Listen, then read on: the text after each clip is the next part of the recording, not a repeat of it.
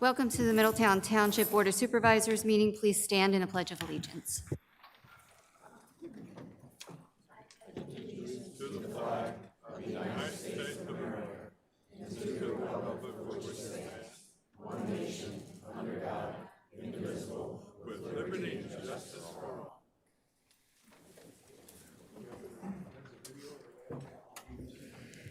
Thank you. Mr. Gallardo, could you please do the roll call?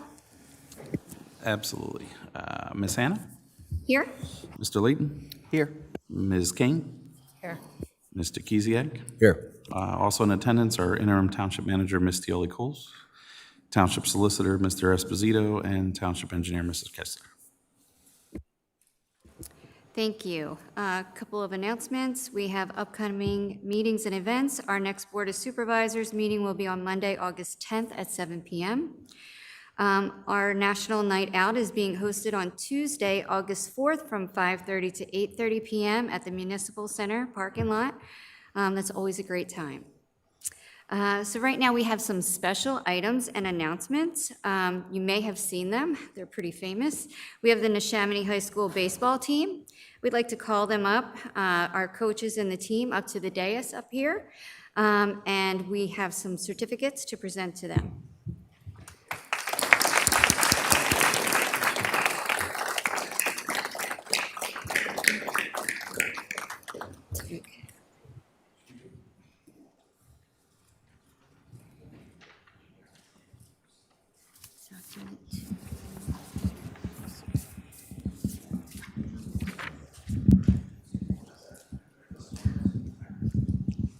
Thank you. Thank you so much. Thank you. Congratulations. Congratulations. Congratulations. Congratulations. Okay.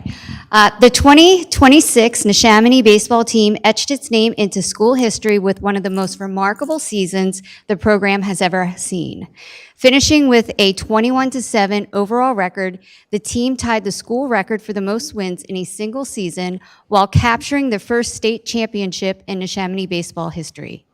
Led by the leadership, experience, and determination of 14 seniors, the group embraced every challenge that stood in its way. Their championship run was especially impressive as they defeated 4 district champions that entered the state tournament ranked number 1 in their respective districts.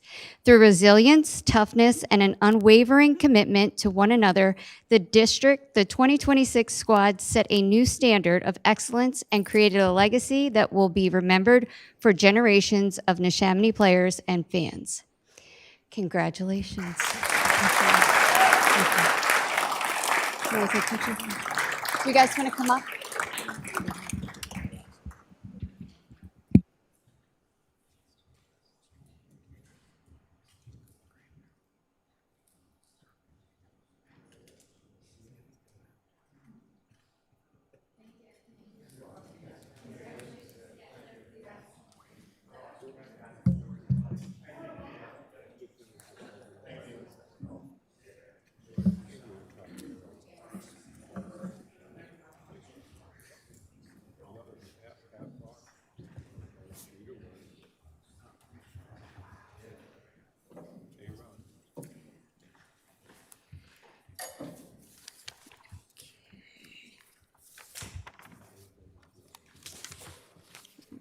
Did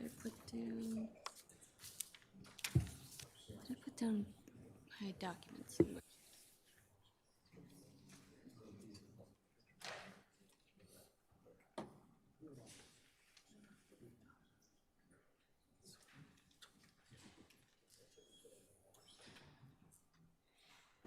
At this time, could Chief Barbarillo please come up?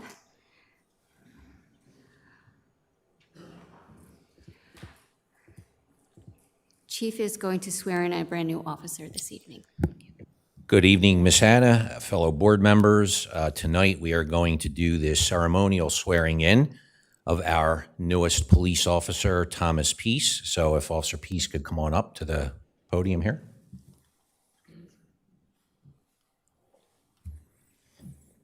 He has a lot of his family and friends here tonight, so I'm going to read a short biography on Officer Pease, then I'll have him go up to the dais with whoever he chooses to hold the Bible for him during the ceremonial swearing in.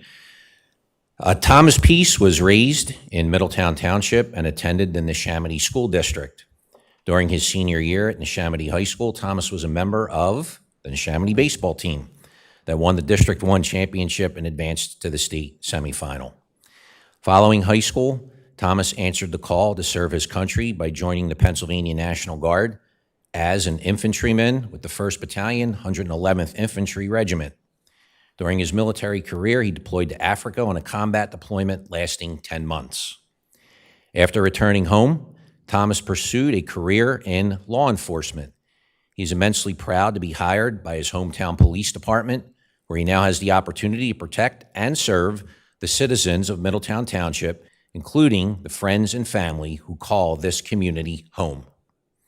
Thomas brings 5 years of military knowledge and experience with him to the Middletown Township Police Department, and he looks forward to a long and rewarding career serving this community. So with that, Ms. Hannah, I will ask you to swear in Officer Pease. You want to invite whoever's going to hold the Bible up? You can step up to the dais.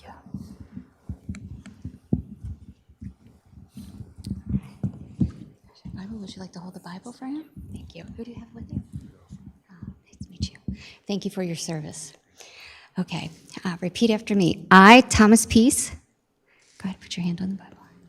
I, Thomas Pease, Solemnly swear to support, obey, and defend solemnly swear to support, obey, and defend the Constitution of the United States, the Constitution of the United States, the Constitution and laws of the Commonwealth of Pennsylvania, the Constitution and laws of the Commonwealth of Pennsylvania, and the ordinances of Middletown Township, and the ordinances of Middletown Township, with duty, honor, and fidelity with duty, honor, and fidelity as a Middletown Township police officer. as a Middletown Township police officer. Awesome.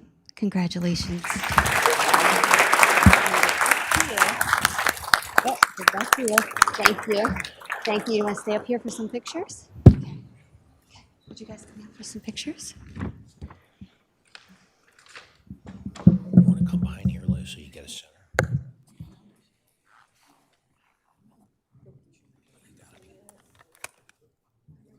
No.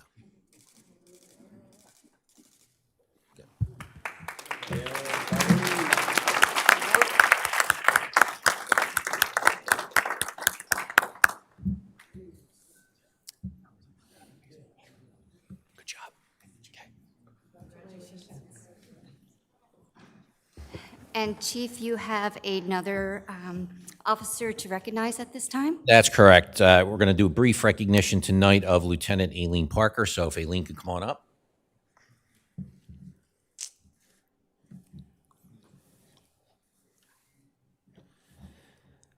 So we're going to recognize Lieutenant Aileen Parker, who recently completed the prestigious FBI National Academy in Quantico, Virginia. The FBI National Academy is one of the most respected leadership programs in law enforcement, and completion of this program reflects Lieutenant Parker's commitment to professional growth, leadership, and continued service to the Middletown Township Police Department and our community.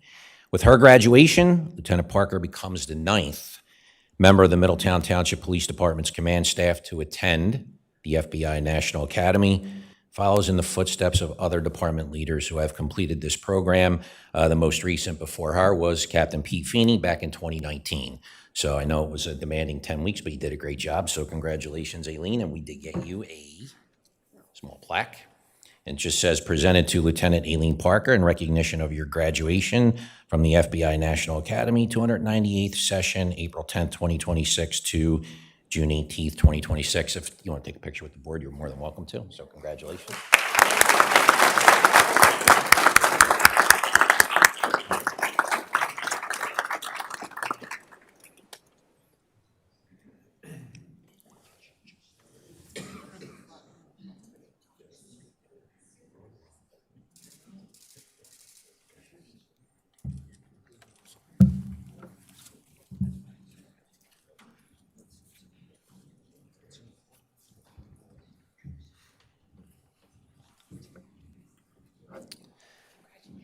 And that is it for me. So thank you, Ms. Hannah. Thank you very much, Chief.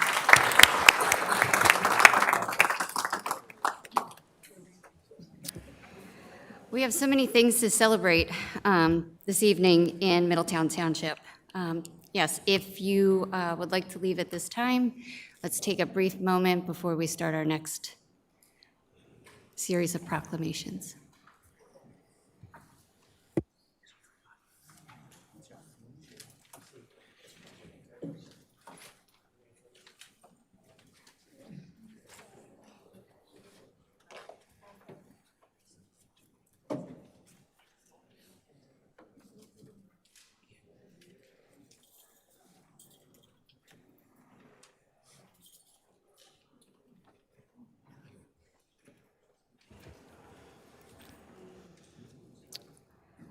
Okay, next up on our agenda, we have a recognition of Linda Sally. We have a proclamation. We want to take the time to recognize Linda Sally, whose efforts were instrumental in making the African American Museum a reality. Linda recently passed away, and her absence was deeply felt on Juneteenth on the opening of the African American Museum. However, her presence was everywhere. When you were walking through the museum and listening to everybody share stories about her, her ability to bring everybody together, it was an amazing event. And so we want to take this moment to honor her and memorialize her by reading this proclamation. Proclamation honoring Linda Sally. Whereas Linda Sally has dedicated her life to education, community service, and preserving the rich history and contributions of African Americans in Bucks County, and whereas Linda Sally was a founding member, president, and executive director of the African American Museum of Bucks County, where her vision, leadership, and unwavering commitment helped establish the museum as a lasting educational and cultural resource for the community, and whereas Linda's leadership was instrumental in securing a permanent home for the African American Museum of Bucks County at Boone Farm in Langhorne, ensuring that future generations will have a place to learn, reflect, and celebrate the diverse history of our community. And whereas beyond her professional accomplishments, Linda has faithfully served as a devoted wife, mother, grandmother, member of First Baptist Church of Langhorne, financial secretary of the church, member of the church choir, an accomplished quilter whose artistry has been recognized through exhibitions at the Mercer Museum, and whereas Linda Sally's passion for education, preservation of history, and service to others has left a lasting impact on Middletown Township, Bucks County, and countless individuals whose lives have been enriched by her leadership and dedication. Now therefore be resolved, the Middletown Township Board of Supervisors hereby recognizes and honors Linda Sally for her extraordinary leadership, service, and commitment to education and the preservation of the African American history. Signed, the Middletown Township Board of Supervisors proclaim this day, the 13th of July, 2026. Do we have a representative from Miss Sally's family here today? No? Okay. Because of Miss Sally, we also have the honor and the fortune of having the African American Museum in Middletown Township. We are truly lucky. It's an amazing museum. If you have an opportunity, please make sure that you attend. Several supervisors and I attended on Juneteenth, and we were fortunate enough to hear many speakers and an amazing poet that we will be hearing in a little bit. We also read this proclamation on that day. The proclamation recognizing the grand opening of the African American Museum of Bucks County. Whereas the African American Museum of Bucks County has worked diligently to preserve, document, and celebrate the rich history, cultural achievements, and contributions of African Americans throughout Bucks County, and whereas the establishment of a permanent home for the African American Museum of Bucks County marks a significant milestone in preserving local history and ensuring future generations have the opportunity to learn from the stories, experiences, and contributions of African American residents in our region, and whereas the museum serves as an important educational and cultural resource, fostering dialogue, understanding, and appreciation for the diverse histories that have shaped Bucks County and our nation. And whereas the African American Museum of Bucks County reflects a commitment to honoring the past, promoting inclusion, and celebrating the many voices and experiences that strengthen our community. And whereas the Middletown Township Board of Supervisors recognizes the dedication and vision of the founders, leaders, volunteers, and supporters whose efforts have made this long-awaited museum a reality. Now therefore be it resolved that the Middletown Township Board of Supervisors hereby congratulates the African American Museum of Bucks County on the occasion of its grand opening and proudly recognizes its contributions to education, history, tourism, and cultural enrichment within Middletown Township and beyond. Presented this 19th day of June, 2026, by the Middletown Township Board of Supervisors. During that presentation and the opening of the African American Museum, we were fortunate enough to hear many speakers and singers, and there was a memorable poet. We have Tiffany McKinnon, if you could come up to the podium. And Ms. McKinnon read her poem before the dedication of the museum. And if you could read it now, we would appreciate it. Thank you. Thank you. Thank you for having me. And just in honor of Miss Sally, I did not get the pleasure of meeting Miss Sally, unfortunately. However, I did get a chance to be at the grand opening of the African American Museum that day. So there's a long line of hidden figures that kind of help history to become history and the trailblazers. And she joins that long line. And although she didn't get to see her dream realized and actualized, we know that she bears witness from paradise. So if we can just hold a moment of silence for her before I share this.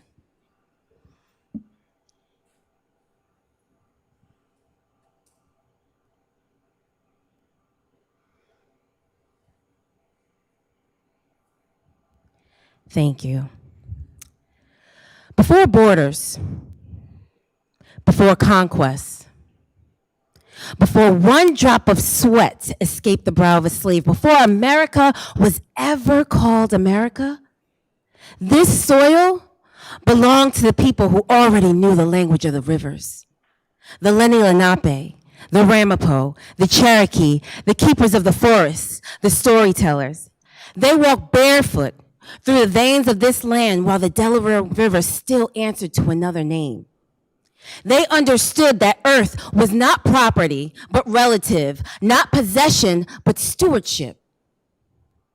Then they came with their weapons, their greed, their grandiose dreams of conquest, separating families of the Fulani, the Hausa, the Ashanti, tribes that existed long before borders were ever drawn around Africa.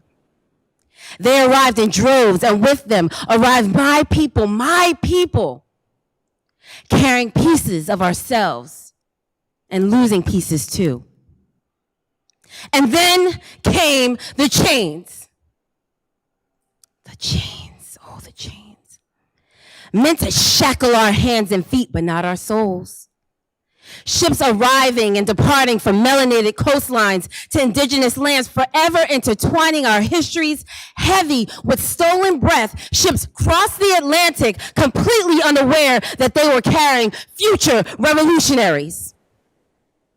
Our shackled extremities did not arrive empty-handed or even light-footed. In us, we carried rhythm in our rib cages, recipes in our memories, spirituals in our lungs, resistance in our marrow. We turned suffering into blues, blues into jazz, jazz into hip hop, pain into poetry, survival into soul food, and sorrow into the kind of worship that shakes heaven itself. And somewhere in the dark, between bondage and freedom, walked in Harriet, our Moses, hell-bent on freeing us on this unpromised land. More than just a woman, she was a lantern in human form, a river that refused to flow backwards. Harriet didn't merely free slaves, she freed souls and then declared to the rest of the world that freedom is contagious. Her legacy is woven into every movement, demanding dignity and remembrance, from our civil rights marches to our freedom songs, from our African drums to our cuisines. We, the descendants of the enslaved, have defied our orchestrated destruction and reshaped the culture of this entire planet, while still searching for a place to feel safe and accepted. So yeah, in every conventional way, I am an African-American woman. I represent the memory of what humanity was designed to be: rows of golden pyramids, columns of Egyptian ebony and ivory, lost African palaces draped in philosophy, math, and science. And I often stand in awe of those whose identities remain relatively untouched, and while the rest of the world passes down heirlooms and as inherited customs, many of my people are still searching for the sound of our original names. And I wonder, was identity ever supposed to be a locked gate? Maybe humanity and identity are supposed to be inseparable. Maybe civilization didn't begin in the Nile or Rome or any empire carved into textbooks. Maybe, just maybe, it began in the imagination of God, who scattered beauty across every tribe, every continent, every people, and every tongue. See, the tragedy of mankind is not that we are different, but that we have forgotten that we belong to one another. So no matter what maps they redraw, no matter what cages or warehouses they construct to contain us, no matter the firepower they aim at our willpower, or how they try to strip us of our right to life, liberty, and the pursuit of happiness, let me be clear. We will again and again break through every border that tries to confine us, because what our Creator has given to us, no man is powerful enough to take it away. Aho, I say. Aho, I say. Thank you for having me.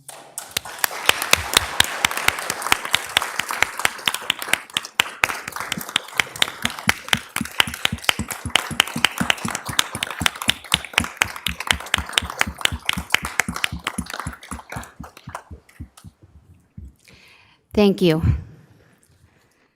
Thank you for that powerful reading. Appreciate it. Thank you.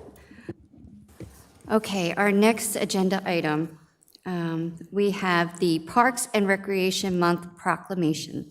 Mr. Ksiazek? Yes, thank you. This is a proclamation recognizing July as Park and Recreation Month in Middletown Township.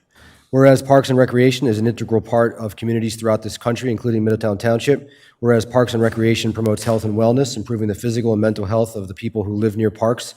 And whereas Parks and Recreation promotes time spent in nature, which positively impacts mental health by increasing cognitive performance and well-being and alleviating illnesses such as depression, attention deficit disorders, and Alzheimer's. And whereas Parks and Recreation encourages physical activities by providing space for popular sports, hiking trails, swimming pools, and many other activities designed to promote active lifestyles. And whereas Parks and Recreation increases a community's economic prosperity through increased property values, expansion of the local tax base, increased tourism, the attraction and retention of businesses, and crime reduction. And whereas Parks and Recreation is fundamental to the environmental well-being of our community, and whereas Parks and Recreation ensure the ecological beauty of our community and provide a place for children and adults to connect with nature and recreate outdoors. Now therefore be it proclaimed that the Middletown Township Board of Supervisors declares July as Park and Recreation Month in Middletown Township and encourages all residents to enjoy, support, celebrate the Parks and Recs programs and services that enrich our community. Thank you, Supervisor Ksiazek. Next, we have Disability Pride Month Proclamation, read by Supervisor Ryan Leighton. Thank you. This is a proclamation recognizing Disability Pride Month in Middletown Township. Whereas the American with Disabilities Act, the ADA, was passed on July 26, 1990 to prohibit discrimination against people with disabilities and to ensure the rights of citizens with disabilities. And whereas Disability Pride Month is celebrated nationally during the month of July to recognize the anniversary of the passage of this important legislation. And whereas the Township of Middletown recognizes that one of its greatest strengths is the diversity of its people. And whereas disabled individuals contribute to our community's success and strength in an immeasurable number of ways.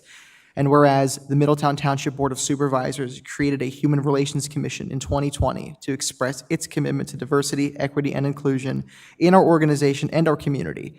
And now therefore be it proclaimed that the Middletown Township Board of Supervisors declares July as Disability Pride Month in the Middletown Township and encourages the community to support inclusivity and the elimination of discriminatory practices.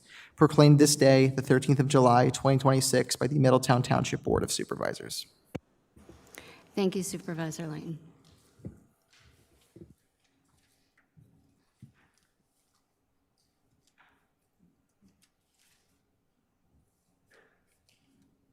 Next up, we have public comment. Eric Bruno, could you please come to the podium?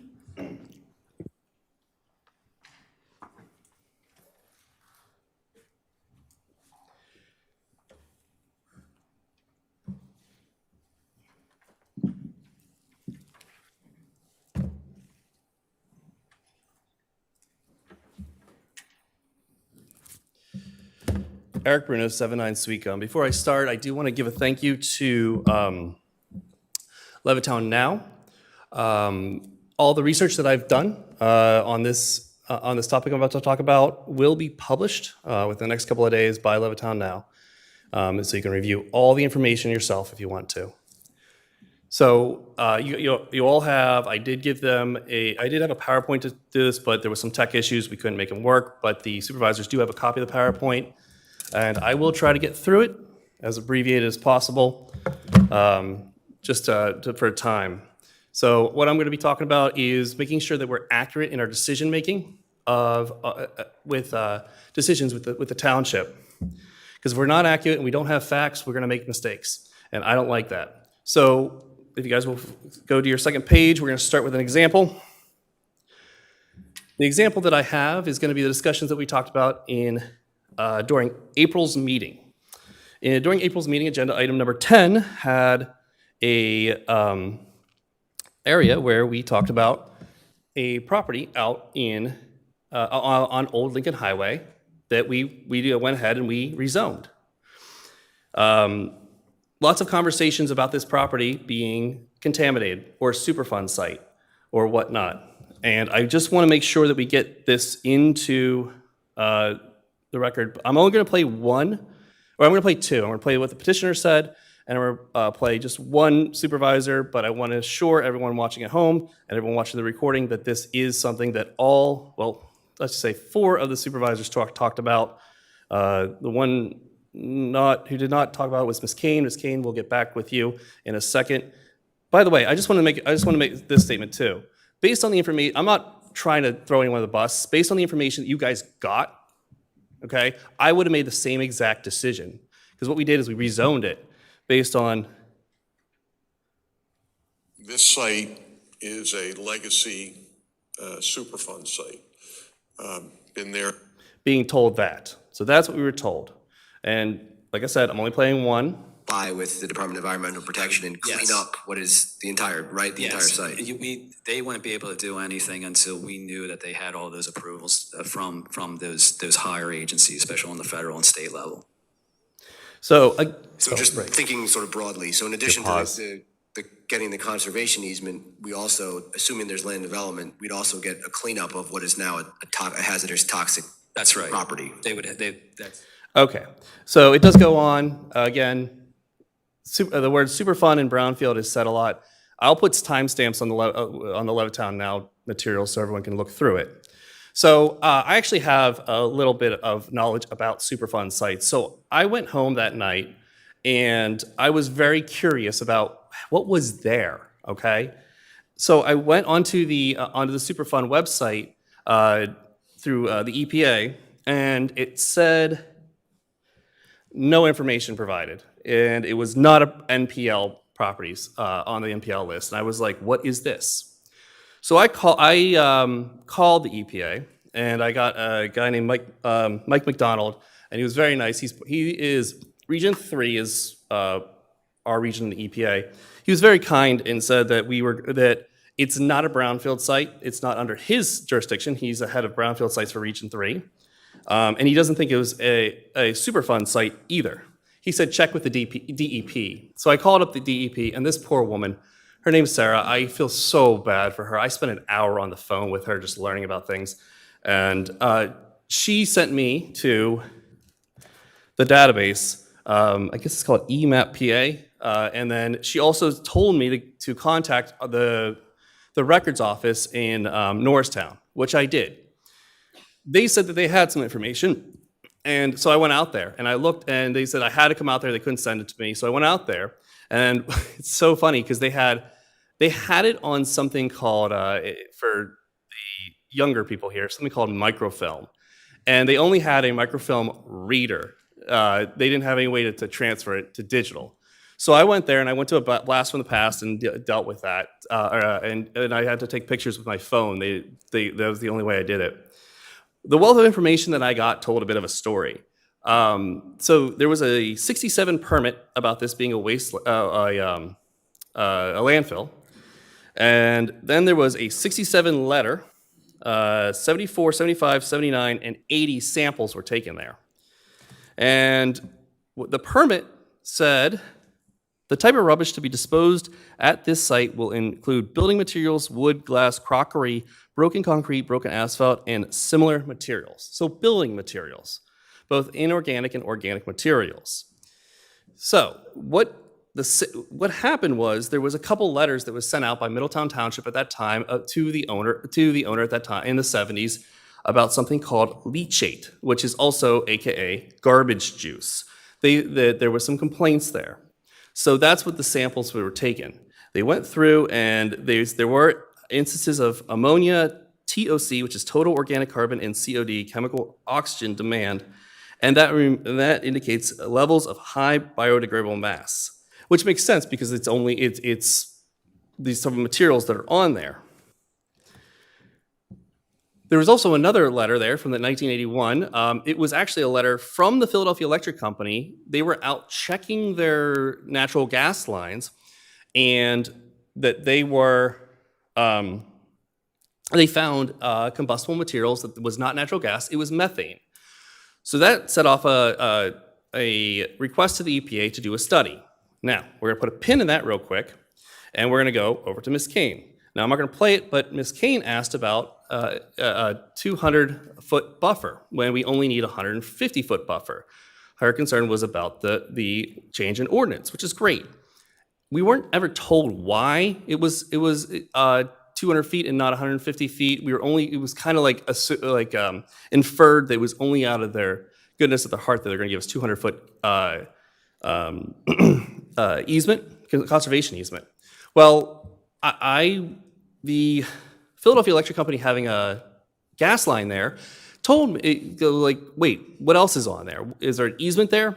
Turns out that actually is on the roadside. But what I did find was a 20-foot high tide to low tide, I'm going to get this word wrong, repertorian rights, which means that they can go into the water and people on the water can come on. And it's high tide to low tide, which is 1.5 feet. And because that's up and down and it's relatively flat, it becomes 20 feet. And then there's also a 30-foot sewer easement, which is for the Neshaminy interceptor sewer, okay?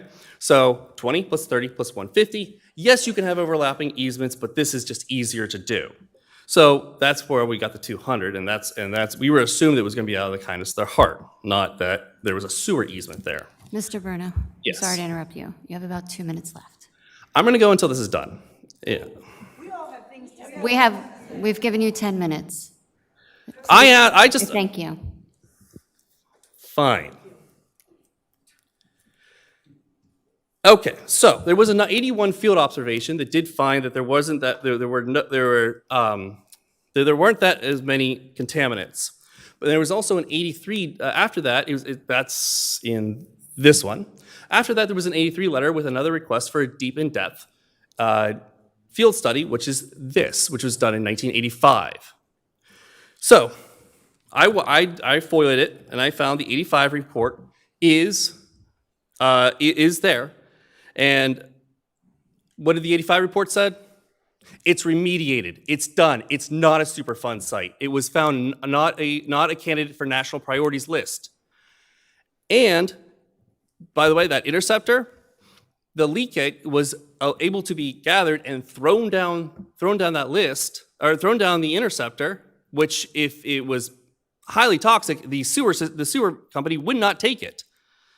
So what do we have? We have ourselves where realistically, you didn't have to do all this to find out this was not a Superfund site. The township was lied to that this was a Superfund site over and over again, and it got changed without anything. So what happened? All right, I want to know what happened, because that's what there is a forest that's over there, and the EPA, you guys can check in your thing, the EPA says if you have a toxic site, you can let it grow. So over and over again, we were told that this is a contaminated site, it's all sorts of bad, but no, this tells me that it's not. So 3 questions left. What do the supervisors do with this new information? Do we do a corrective amendment because we had fraudulent information that was given to us about this? How did we miss this? And most importantly, how do we not do this in the future? Because we're going to end up with things like the Wood School properties and the connector project for that, for one, where we're going to get false information or incorrect information and make decisions for the township over that. It's ridiculous. I don't think that we have any Mr. Bruno. right to be telling us what exactly we're going to be doing if we're going to have false information here. It is a terrible situation, and I'm sorry I'm not ending exactly how I want to end, because Mr. Bruno, I just want to say thank you. Thank you for the research. Thank you for being so diligent. Thank you for caring so much about our township. That is commendable, the amount of research that you've done. We all have concerns about the site, but I think we have Mr.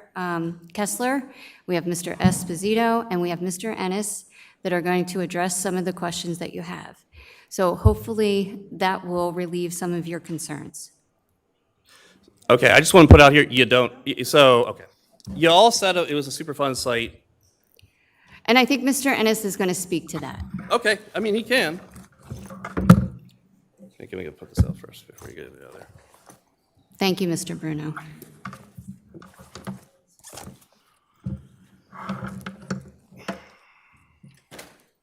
Mr. Ennis, could you speak to some of the concerns? Sure. So first, I do echo everything you just said. Mr. Bruno's concerns and all the level of research he's done is very, very impressive. And he's not wrong in the sense that when this was presented to everyone for approval on April 13th, the attorney representing the petition pretty much started the presentation by saying it's a legacy Superfund site. Now, you also might remember that I started my spiel by calling it a brownfield. And also, the term contaminated site got used a lot during that meeting as well. So Superfund site, contaminated site, brownfield. They all got kind of used interchangeably in a sense. The site is part of the Pennsylvania DEP's Environmental Cleanup and Brownfield Program with an active status. I can absolutely show you the link that will take you to that. So whether it be a brownfield or a Superfund site, during that meeting, it was absolutely understood that the contaminated site required environmental remediation if the development of a logistics fulfillment center is ever pursued at a later time. And one thing that Mr. Bruno does not cover is what's actually in the zoning text amendment that was approved, which is really the important part. In fact, there's a specific section that states any site identified by the Pennsylvania DEP as a hazardous site shall comply with the Pennsylvania DEP and EPA cleanup requirements. And in no case does the zoning text amendment states anything about a Superfund. Additionally, if anything was ever proposed there, it would have to go through a land development process as well as a conditional use approval process. And as you guys know, through the conditional use hearing process, you can set conditions. And those conditions in something like this, in this case, if anything was ever proposed at that site, you would set conditions that would further fortify and strengthen the environmental remediation thing. Whether it's a Superfund site or not, doesn't matter. You can do that. That's going to be the condition. They're going to have to do that. The petition went through the necessary review process by the township staff and consultants. It also got a recommendation for approval from the Planning Commission. It was not reviewed During that process, through the lens of the site being a Superfund site, it was reviewed with the knowledge that it was a contaminated site requiring environmental remediation. And so with all that, the point is that the board unanimously approved the petition on April 13th because of the positives, which are key things like a conservation easement, cleaning up a split-zoned and unrealistic area of the zoning map, gaining open space or rezoned properties that are more accessible, realistic, and beneficial to the township, and because the site will have to be remediated in accordance to DEP standards. Now, that same meaning, which we don't have a soundbite of, is that in accordance with DEP standards gets used a lot. So, and, you know, which, okay. And it's not because the term Superfund was incorrectly used or as interchangeably used with other terms like brownfield and contaminated sites. My point being is, yes, he's absolutely right. Superfund was used, but it's also a brownfield, and it was also well understood that it's a contaminated site, and it was also well understood that if you approve those text amendments, it's absolutely required that that site gets remediated.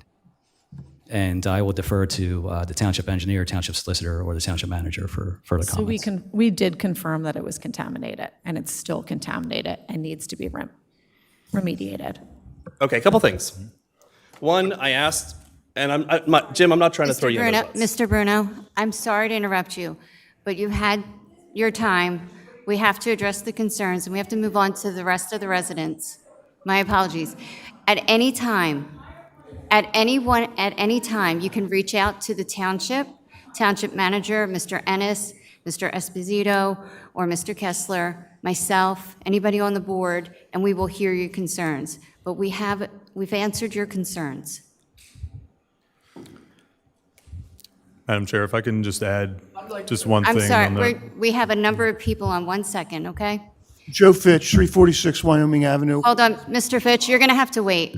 We have a lot of people talking, and we're going to address this. I'd like to yield my time to Mr. Bruno about this situation. Are you on the list, Mr.? I am on the Okay, list. when it's your turn. Okay, when it's your turn, you can speak, okay? Well, it's about this subject. It's not You can about speak something about that subject. You absolutely can. else. My time to Mr. Bruno. Thank you. Mr. Kessler? Thank you, Madam Chair. I did want to just help clarify a bit the difference of Superfund and brownfield for those that may not be aware. So the federal government has Superfund as a definition. Those are the most severely hazardous sites around the country. There's the list that Mr. Bruno referred to. Those are the ones that are on that list are identified by the federal government for long-term, large-scale cleanups, kind of a continuous operation. And that's why it's not on that list. So the state DEP, the PA DEP, has it as a brownfield. It does not. The 1985 report that he did an excellent job finding, excuse me, it states that it's not worthy or it's not at the level that it needs to be on the Superfund site list. Right. It doesn't say that it's not contaminated at all. And that's where the state DEP kind of takes jurisdiction there. So the 85 report does acknowledge that it's not at the Superfund level, but the measures that are in place with the gas collection, the leachate collection, those are examples of an old landfill type site that is contaminated that would be remediated. And brownfields at that level, they're less severely contaminated than a Superfund, but those are in that realm where local municipalities can have remediation done to then reuse a site like that. So I just wanted to clarify kind of that different level of hazardous. Right. One is federal, That's one the is federal state. compared Yep. to the state. Yep. Yes, different. Act 2, correct?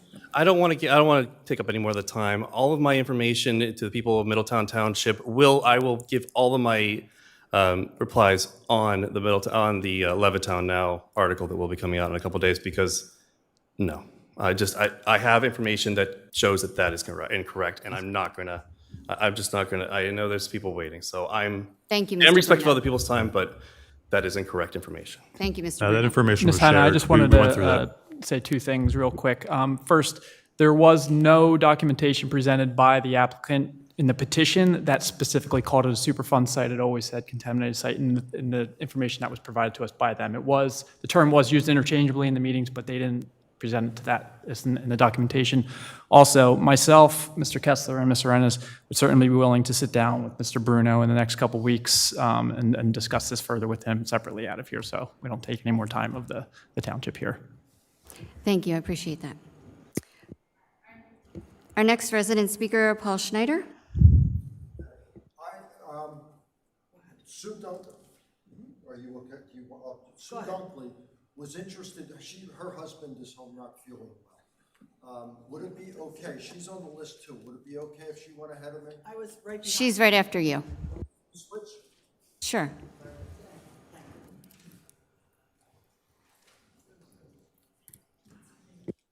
I was here before at the last meeting, I don't know if you remember me, talking about Jeffrey Lane. Everybody here on Jeffrey Lane, please raise your hands. This is all of our street, a lot of our street, not everybody. I don't know how much more I can tell you other than one of the things I found out, and this is not to be disrespectful, but a court, meaning Fox Court, is a street that doesn't have a thoroughfare, okay? A lane, as in Jeffrey Lane, is a narrow residential street, very narrow, okay? Avenue, as in Unionville Avenue, is a wide major highway. To bring all the cars up through Fox Court into Jeffrey Lane, which we had a problem about a month ago. There was a major fire out on the highway, and all the traffic was directed up the access road to Fox Court to Jeffrey Lane. No, people could not get out of their driveways. And this is how it's going to be if you take those access roads out. If you take them out, we're going to have everybody on Jeffrey Lane. And I know you guys don't live there, maybe don't live on a street like Jeffrey Lane, which is a narrow street, but can you imagine people getting detoured from the superhighway up to Jeffrey Lane? This is how it's going to be if you take out our access roads. The Unionville Avenue is a wide, and I don't mean if anybody's here from Unionville Avenue. It's a great road, but it's much wider than ours, and no cars park on it. So that would be a great, even Unionville Road is the same way.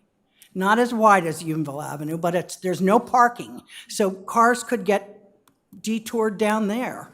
Have you tried to, because we had heard that the township wasn't going to pay for it, for the access roads, that you had signed off on it. Is that true? So our township manager had a virtual meeting on June 16th. This year? Do you want me to talk? Yes, please. So I attended a meeting related to the roads, related to the access roads, and the potential.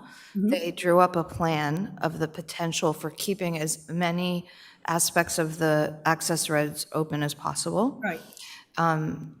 The Board of Supervisors, that information was shared with them. They individually provided me feedback. On June 16th, I, on behalf of Middletown Township, provided PennDOT with the feedback that Middletown Township's preference is to keep the access roads open as much as possible, and we agreed to continue to maintain them. So you agreed they're going to stay open? Middletown Township went on record with PennDOT to say, I heard about PennDOT. we want them open and we will maintain them. It is a PennDOT decision, but the Middletown Township, your supervisors heard you at the last meeting, and that is the direction they gave to me. Thank you. Thank you. That's all we needed to hear. Thank you.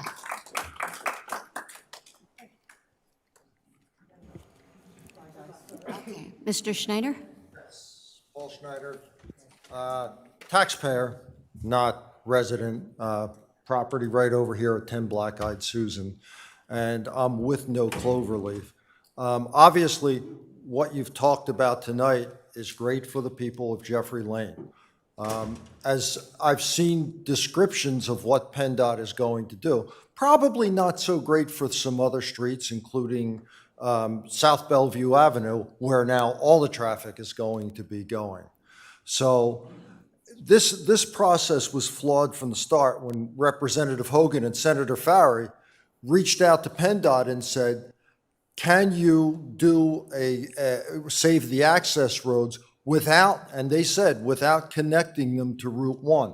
That's a problem because it removes options that would have made this project much better and for all the people, easier travel, no problems on South Bellevue Avenue, et cetera.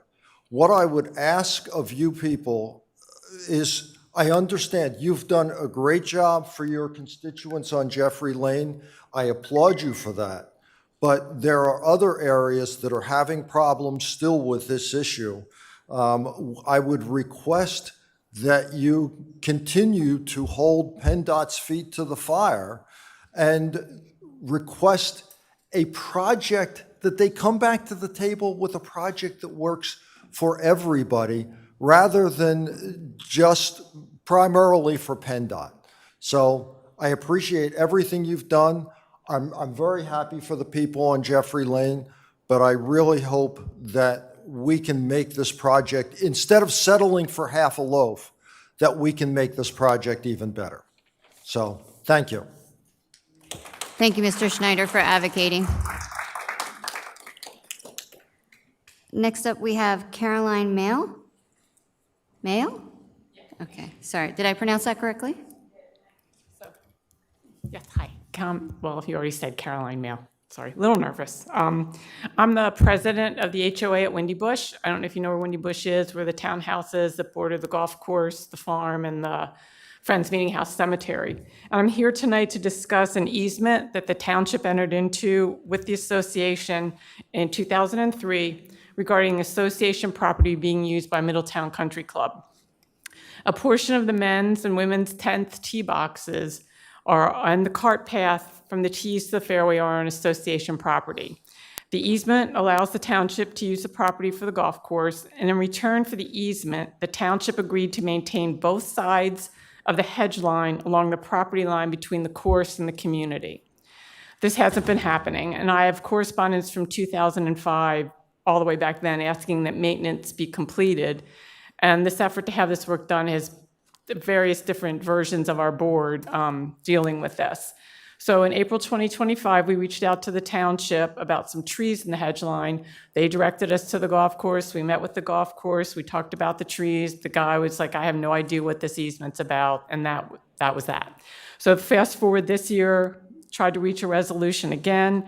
I emailed Nick Valla on April 6th and found out he was out on leave. And then I emailed the EA as directed, but never got a response. Then I emailed Nick again on April 30th because I thought he'd be back, and he was out till June, which is fine. I mean, I emailed again the EA and never got a response. So then I emailed you, Supervisor Hannah, on May 27th and CC'd everyone else in the township. And then I got a response back that day that it would be directed to the acting township manager. And so here we are today, and I've not gotten any response. So we on the board are asking for a meeting to discuss the township's obligations in this easement. We can meet here or at the property. However, the appropriate staff who can take the necessary steps to trim the hedge line and continue maintenance in the future need to be present. While the easement does not state that while the easement does state that failure to meet the obligation nullifies the easement, the association is not eager to take the property back. So I have a copy of the easement and my contact information, and I look forward to receiving notification in the next several days about dates and times. And I also want to take a minute to give a shout out to the golf course management because we did have a tree issue that kind of straddled our properties, and he was very helpful, and we had those trees taken out today, so I do want to give a shout out to him about it and thank his efforts for that. But he has no idea about this easement, so we really think we need to discuss it with the township. Thank you. I'm the person, and I will have our Public Works Director involved as well. Absolutely. Ms. Mail, thank you very much. I remember your email. I'm sorry for the delay. I appreciate you coming and taking time to email us, notify us, and then also coming to speak tonight. They will be reaching out to you. Next up, we have Lynn Evans.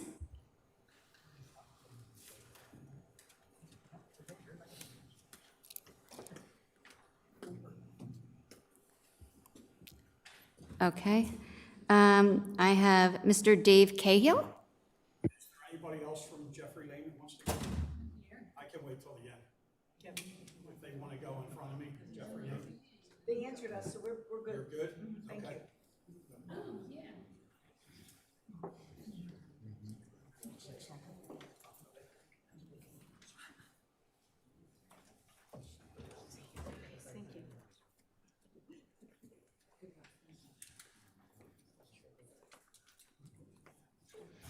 Hello, Mr. Cahill. Hi, how are you?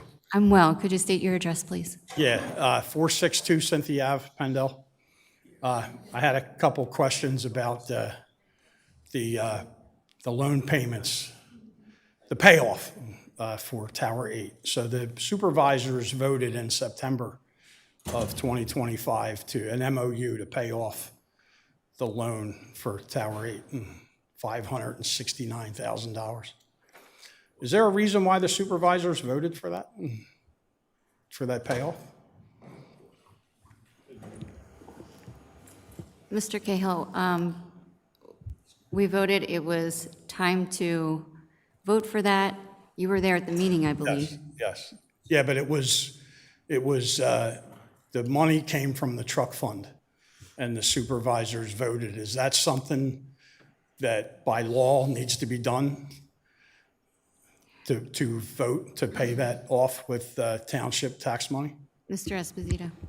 Yeah, so the township agreed to take joint ownership of the truck. So now that fire truck is now in the joint name of the Pendle Fire Company and the township.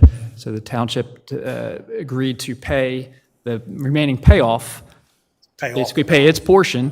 And yes, in order to pay the funds out of the township collection, we need to vote for that at a public meeting. Thank you. Is there a reason why there was no vote for the supervisors for the annual payments that were made by the Pendle Fire Company using the truck fund money? I believe because it's the Pendle Fire Company. They were responsible for those payments. They made them with their own money, or they made them with the truck fund money, the Middletown Township taxpayer truck fund money? Isn't that where the payments, according to Mr. Schramm's answers on the signed affidavit for the appeal that I made, he said that he was in communication with the township for the annual payments for 2024 and 2025. So is there a reason why there was no vote by the supervisors to make those payments? Once the funds go to Pendle Fire Company, we don't vote on how they utilize the money. So why did they, if they already had the truck fund money, why did they have to communicate with the township to make the $67,400 payments for 2024 and 2025? I don't know what communications you're specifically talking to. I know you're saying you According to said that. Rich I don't Schramm. remember. According to Rich Schramm, the president of the Pendle Fire Company. I suggest that He you was in talk with Mr. communication Schramm. with somebody from the township, and it doesn't say who from the township. So I asked this question the last meeting I was at, I think it was a couple of months ago. I asked who authorized the I payments think being you made. need to, Mr. Cahill, I appreciate your questions. You said that you were going to look into this. I believe that we did, and the answer is, you're going to have to ask Mr. Schramm. We don't have that information. I believe we shared a lot of information with So you. does your finance department do checks and balances on the finances that are the money that's, I think Mr. Esposito shared that once it goes to the Pendle Fire Department, then, it's out of our hands. That money is allocated to them. but did it go through the proper channels? Did anybody know that the Pendle Fire Company wasn't going to be able to make that they couldn't afford the payments and that the township was going to have to bail them out? You would have to ask the Pendle Fire Department. Yeah, but the money came from the township, right? This seems to be a vicious circle, the money involving Tower 8. And I think you have to your go back to finance- Mr. Schramm. Does your finance department, I know that there was some information, does your finance department would keep track of the money, right? So they would know whether or not. If that's your question, we can certainly look into that, and Mr. Esposito and Township Manager can get back to you on that. So I believe, yeah, it always goes back to Stephanie. I know that Lance Sager's put in a right-to-know request for audits, and there was no information given back about audits. Are there audits being done with the millions of dollars? That Is your question about the Penndale Fire Department, or is it about the audits? What is your question about? Are there audits being done on all the fire companies' money, the millions of dollars involving the fire companies and the trucks? Is there anybody keeping track of what's going on with the money? I think we can look into that and get back to you, Mr. Cahill. Thank you. Thank you.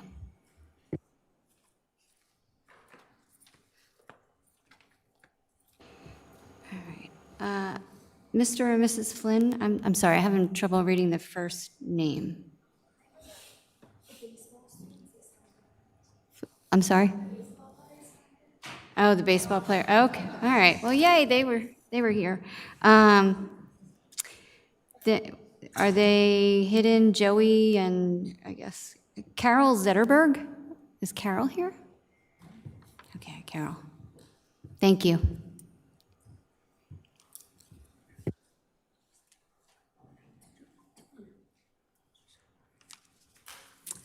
Good evening. I'm Carol Zetterberg. I live at 129 West Marshall Avenue.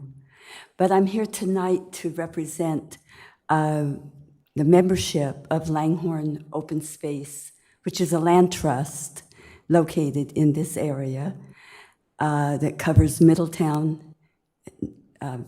Well, we have members all the way throughout Bucks County, but about 100 of those members live here in Middletown. And I'd have to say that they have concerns about where the Middletown Township is standing on the RC3 issue.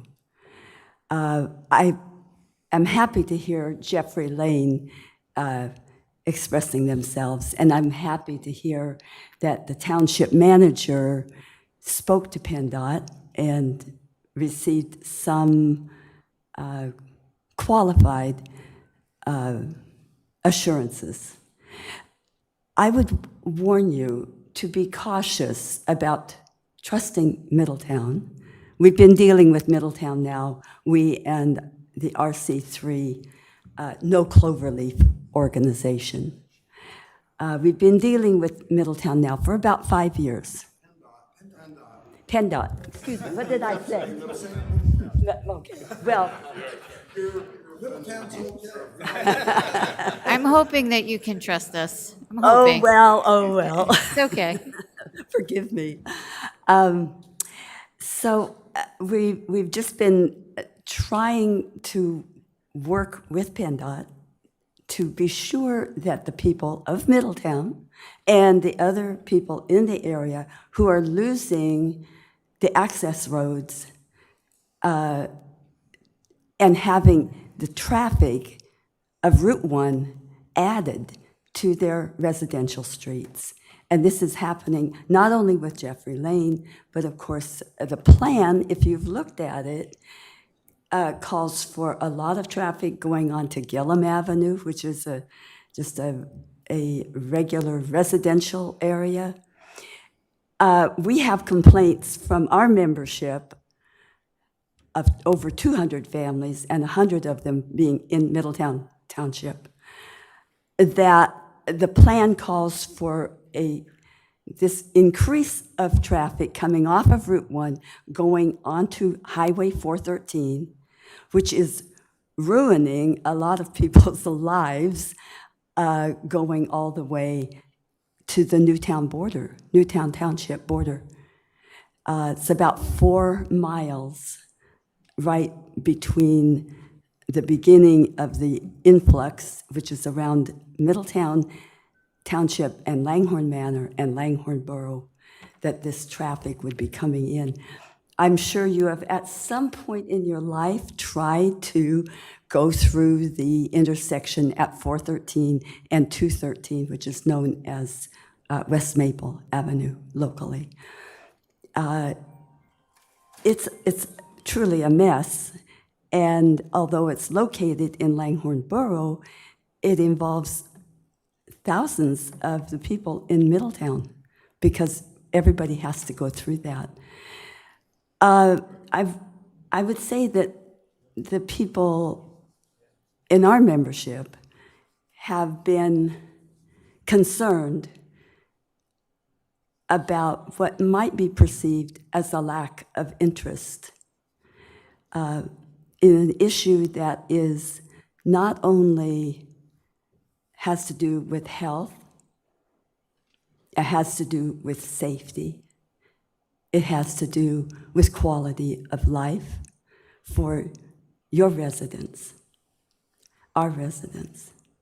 And I would just say be very careful about believing PennDOT because they left those weasel words in that statement. We will discourage traffic as much as possible. That they have said that in their plan. We've seen dozens of plans. And as long as they say as much as possible, you don't have any assurance at all. I appreciate the township managers contacting them. I appreciate your directing her to contact them. What we need in Middletown and from Middletown Township is a statement that says we oppose taking the traffic off of Route 1 through these roads, the access roads. And we want, what we want is to have the traffic not coming up through 413 and affecting everybody along the way. Without a clear statement from you as the township, you are the people who are protecting the people of your municipality. Without a clear statement from you, they will be disappointed in you. They will be bewildered why you did not protect them. And I hope sincerely that you will. Thank you, Ms. Lynn. I appreciate your comments. Oh, I mean, Zetterberg, correct? Zetterberg? I'm sorry. Yes, Ms. Zetterberg. Thank you. Next up, we have Lance Sayers.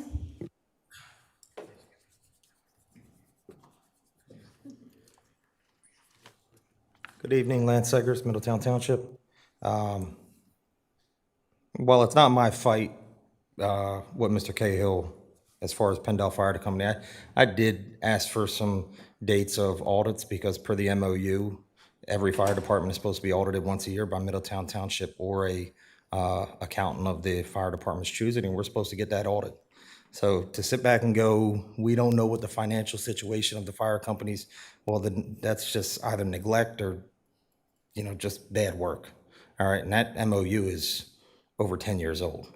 So, the only reason I even asked for that is because we did bail out the fire department, and you guys sat there and presented for months. Mr. Bruno talked about it at the meeting, presented for months one thing, and then we pay off a truck with taxpayer money that they bought on their own, on their own accordance, and we were left with the bill. Okay, so to sit there and go, we don't know the financial status. I know, and I said it before the meeting, we wouldn't allow our police department to do it. And our police department's run pretty good by Chief back there. But we wouldn't allow him to just buy cars and say, hey, Middletown Township, pay for it. He's got to ask for it first. Okay? As far as Mr. Ennis's words about fortifying sites and being in accordance with DEP standards, this goes back to my long-standing issue with this board of changing zoning, giving overlays to builders, and just rolling out the red carpet, and that's what you guys have done, okay? And we don't have all the information, okay? We use, sort of vague words like the site is contaminated. Well, how contaminated? How much are we rolling out the red carpet? What are we making decisions on? Because I think a developer that only has to spend $100,000 to remediate a site, and we're approving that based on the fact that they're going to do that, or $5 million that it saves the township, I think those are two different things that we're making a decision on, okay? So when we're changing zoning things, which we shouldn't be doing, period, we're already too congested. I see time and time again people coming up here complaining to you guys about the amount of development, and you do nothing but continue to allow it to happen. Have we done one thing that other townships have done in this state to try to curb the building? Have we increased the percentage of water impermeability that we require of any kind of sites? Okay, have we done any of that? Have we just said we're just not going to change zoning? Build it as R1.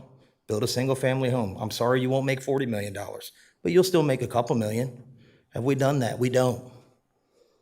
And that becomes the bigger issue of why we continue to do this. Okay, we have a stormwater tax now. Taxpayers are footing the bill for that. Why do we have a stormwater tax? Why is the stormwater drainage so bad? Because we've continued to build, and now we're paying for it. All the builders that build all the houses that cause these issues aren't paying for it.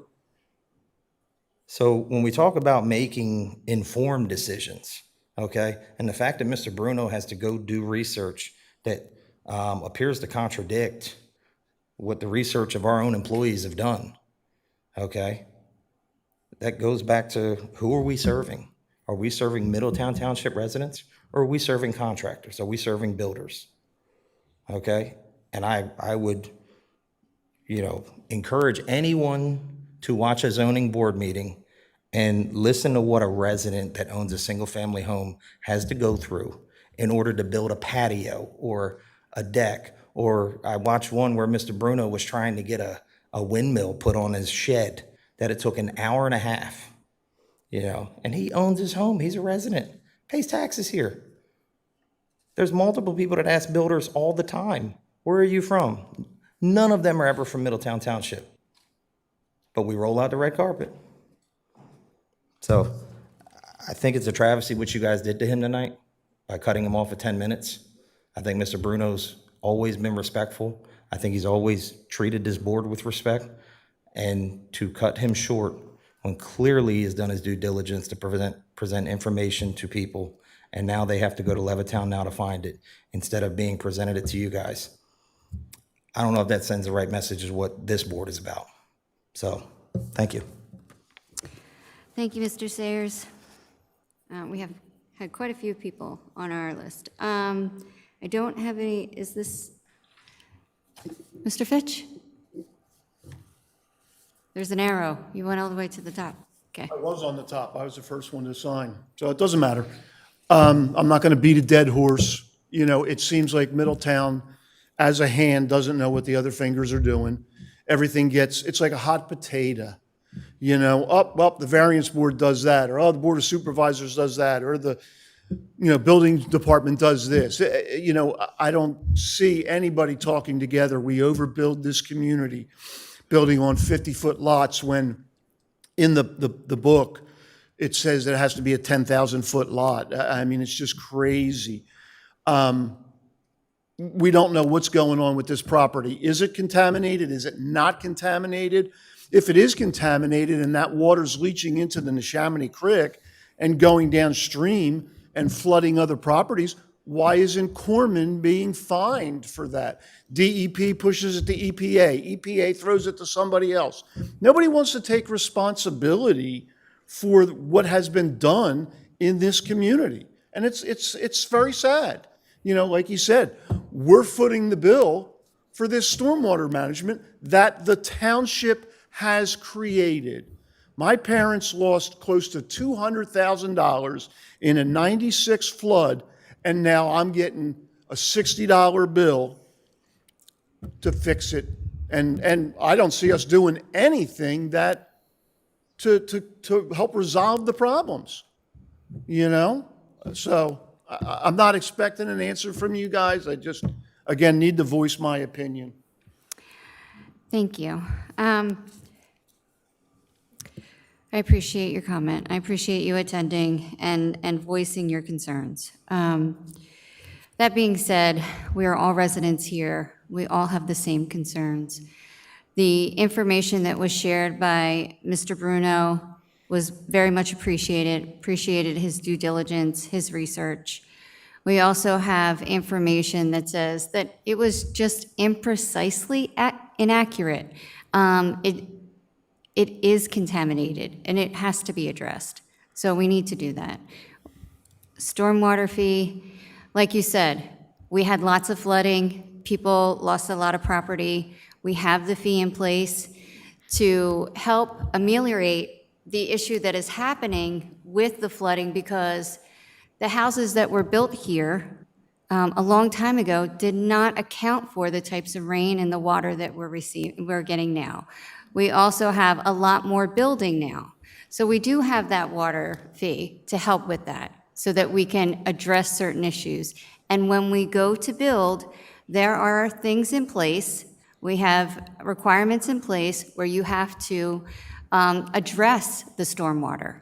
So I beg to differ with you a little bit. Okay. My father built his house in 1964, 65, in an area that was farmland. There was no flooding issues. There was no water issues until 95 came in. And then we allowed, not you folks, your predecessors allowed, which is now the tech school or LTC, Lincoln Tech or whatever. That was a big pond, a big retention basin that absorbed a lot of the water from any storms. Filled it in. You like that? What's that song? You know, that fill it in and make a parking lot. Okay? All of the building from Reedman's, the Oxford Valley Mall, it all goes downhill into Mill Creek. And that's what's caused the flooding. It's not the houses that were there from the 60s. It's everything that was allowed all these years afterwards. I've come to the board, I don't know how many times, and have told you folks, I've got video of it, I've showed you the sewer in a bad rainstorm floods. The sewer water, the toilet paper, all that stuff overflows. It all goes into Mill Creek, and then where does it go? It goes into Highland Park, it goes into Snowball Gate, Forsythia Gate. All that flood water then floods over into that place where you guys have the picnic every year, singing in the gates or whatever it is.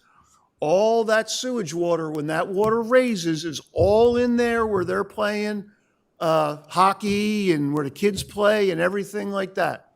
Nothing gets done about it. Your retention basins, or the retention basins in the township, are supposed to be inspected. I think it's every 2 years. If you go to McDonald's on Route 1 and you look at the retention basin that they have, it is pretty much filled in from sediment over all of the years of flooding and everything like that. The retention basin that the township paid over $1 million for, I think it was $1 million, it might have been more than that, in my neighborhood, since 1999, has never been touched. It has never, they come down and maybe test for a mosquito or two. It has never been dredged. It has been never cleaned out. The stream that it empties into has never been cleaned out. So it's a shame that the township, whether Eric is underhanded with not having enough employees, which I think he was supposed to get employees, or whatever the case may be, nothing gets taken care of for the residents. Like you said, you're going to roll out the red carpet to these people down here that want to build another warehouse or something.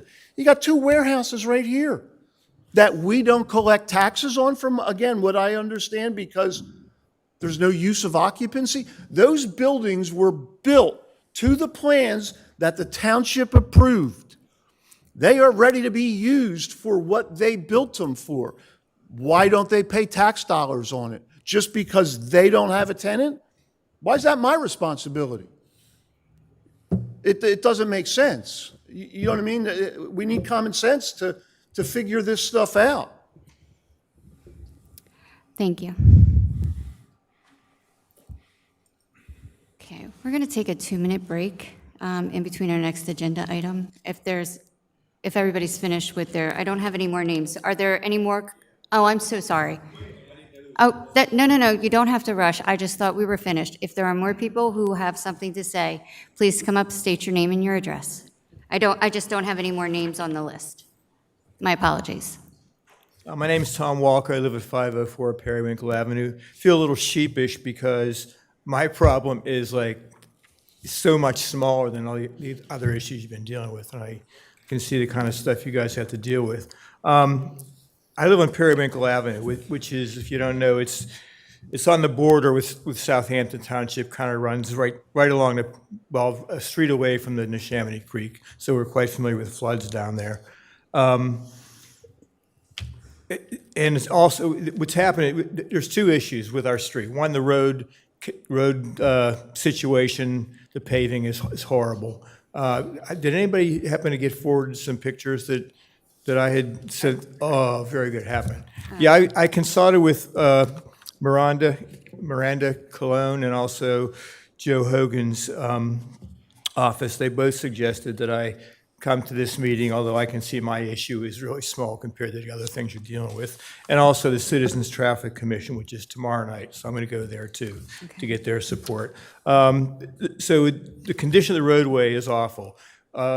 Periwinkle connects Brownsville to Maple Avenue right at the point where the bridges are. So when the Brownsville Bridge was closed, all the traffic, we were part of the detour, and we had everyday trucks, massive trucks, hauling building material and steel and stuff down our street to the bridge site. So the road's taken a beating. It needs to be repaved, basically, is what we're looking for. I was told from, I guess, Hogan's office, Tiffany there spoke to Eric Gartenmeyer, and supposedly repaving Periwinkle is considered a possibility to be part of the 2027 capital budget. So if that actually happens, I'd just like ask you folks to help us out with that. There's, from one end of the street to the other, it's cracks, potholes that the township has put Band-Aids on for like 3 years, and it just looks like crap, and it's not fun to drive on. Also, the street has, since it's a really nice location, we get a lot of walkers, joggers, bikers, people pushing baby carriages, walking their dogs. It's just a lot of pedestrian traffic there. So that ties into the other issue, which is safety concerns there, in that there's a lot of traffic. People ignore the stop signs. Some people speed. It's pretty dangerous, and that needs to be addressed too. That's what we're asking for you to consider. That's about it. We hope. Mr. Gartenmeyer, do you have anything you want to say? Yes, I did. Thank you. Oh, okay, great. Okay. Tiffany reached out to me Yes. from Hogan's office. Yes. I did reply to your concerns. Yes. Talking with Isaac a week or two ago, we are looking to put that on a paving program. The reason it wasn't done sooner, the Maple Avenue Bridge was out at one point. The Brownsville Bridge was supposed to follow that. It never did. So we didn't want to pave the road and then, just like you said, have Yeah. all the truck traffic. So now that they're both done, we're slating it for next year to have it paved. And we have been down there patching. The road does need to be repaved. I mean, Okay. you're not going to get around that. And there's 2 stop signs on the street, and people just, a lot of people just drive right through them. Some people don't even see them. So anything you can do, I personally hate speed bumps. But if that's a budget-friendly solution, I could live with it, I guess. Signs that maybe with electronic flashing that says what your speed limit is. We can bring that up to the police Okay. department. That's fine. That's more their area with enforcement. All right, so it sounds like we can count on you to repave it sometime in next year. Yeah. Okay, I mean, great. it's going to be on the list. Okay. Can't ask for any more than that. Thank you. Thank you. Okay. Yeah, come on up. Hi there, thank you. My name is Barry Truschel. I don't live in Langhorne Borough. I shop in I shop in Middletown, but I am a mayor of Langhorne Borough, and I've been moved to speak because of some of the issues people raised about the access roads on the RC3. And one of the issues I'm just concerned about is public safety and public health. And we did a truck study a while back ago that documented the not only the traffic on 413, but the impact at the end of the service roads, the access to and off and onto Route 1 would cause.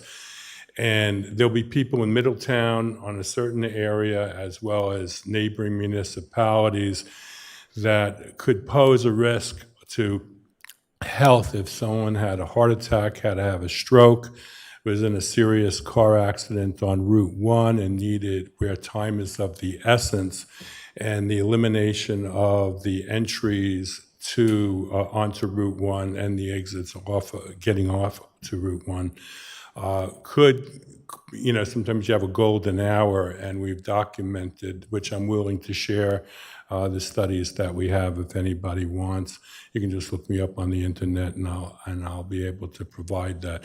So there's also a public safety issue and a public health issue that I just wanted to raise to everyone's concerns, besides, the traffic that people are going to have on their streets. Okay, thank you. Thank you for your comments. Okay, we have one more? Yeah, excuse me, I had to sit down, I pulled a muscle swimming today. So. Oh, no. You're old. My daughter said, walk it off. I said, I'm 74. But no, I'm going to give you a handout. It's for a record, I'm a national, international corporate real estate expert, historic urban design expert, okay? I've done about $1.4 billion worth of projects. I lived in Langhorne all my life until I moved to Townsend, Maryland, and for May department stores. I didn't want to leave Langhorne. I lived on the 18th hole of Middletown Country Club. I bought the house from Judge Monroe, who I was his caddy when growing up. He used to love saying, my caddy bought my house. Right? And but May department stores moving to Townsend, Maryland, where I led the Northeast Division. We handled from Maryland to Chicago to Maine to South Carolina. My job was to study every historic central business district in the East, okay?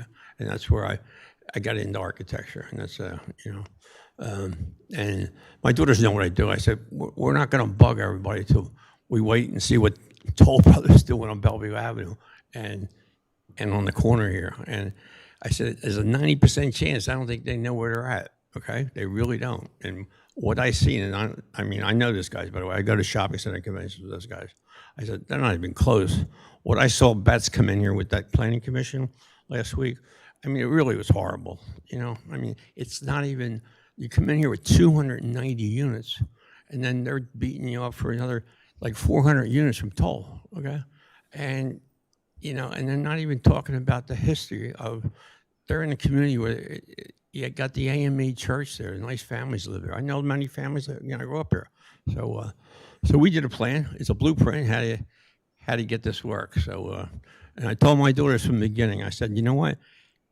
A nonprofit owns the corner of Flowers Avenue and Maple Avenue, and I'm going to get all the young moms and kids from Middletown Township, young moms from Langhorne Manor Borough, and we're going to find some kids that are going to college for architecture or urban design. And we're going to give them a seat at the table, and we're going to design the corner of Flowers Mill Avenue and Maple Avenue the right way.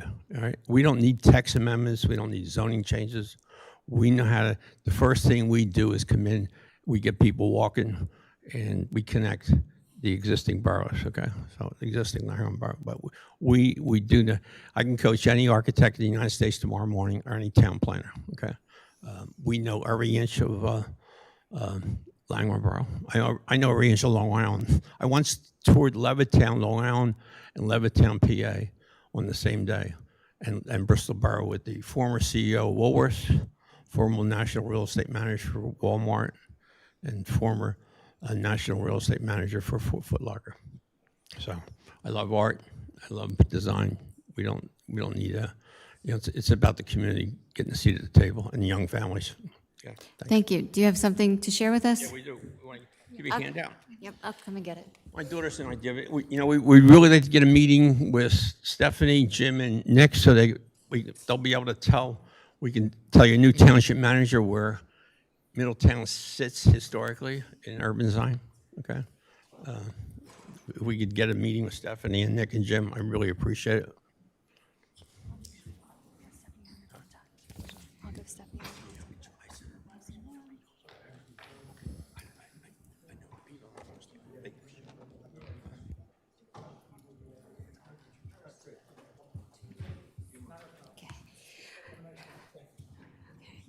Thank you. We will take a look. Any other public comments at this time? Okay.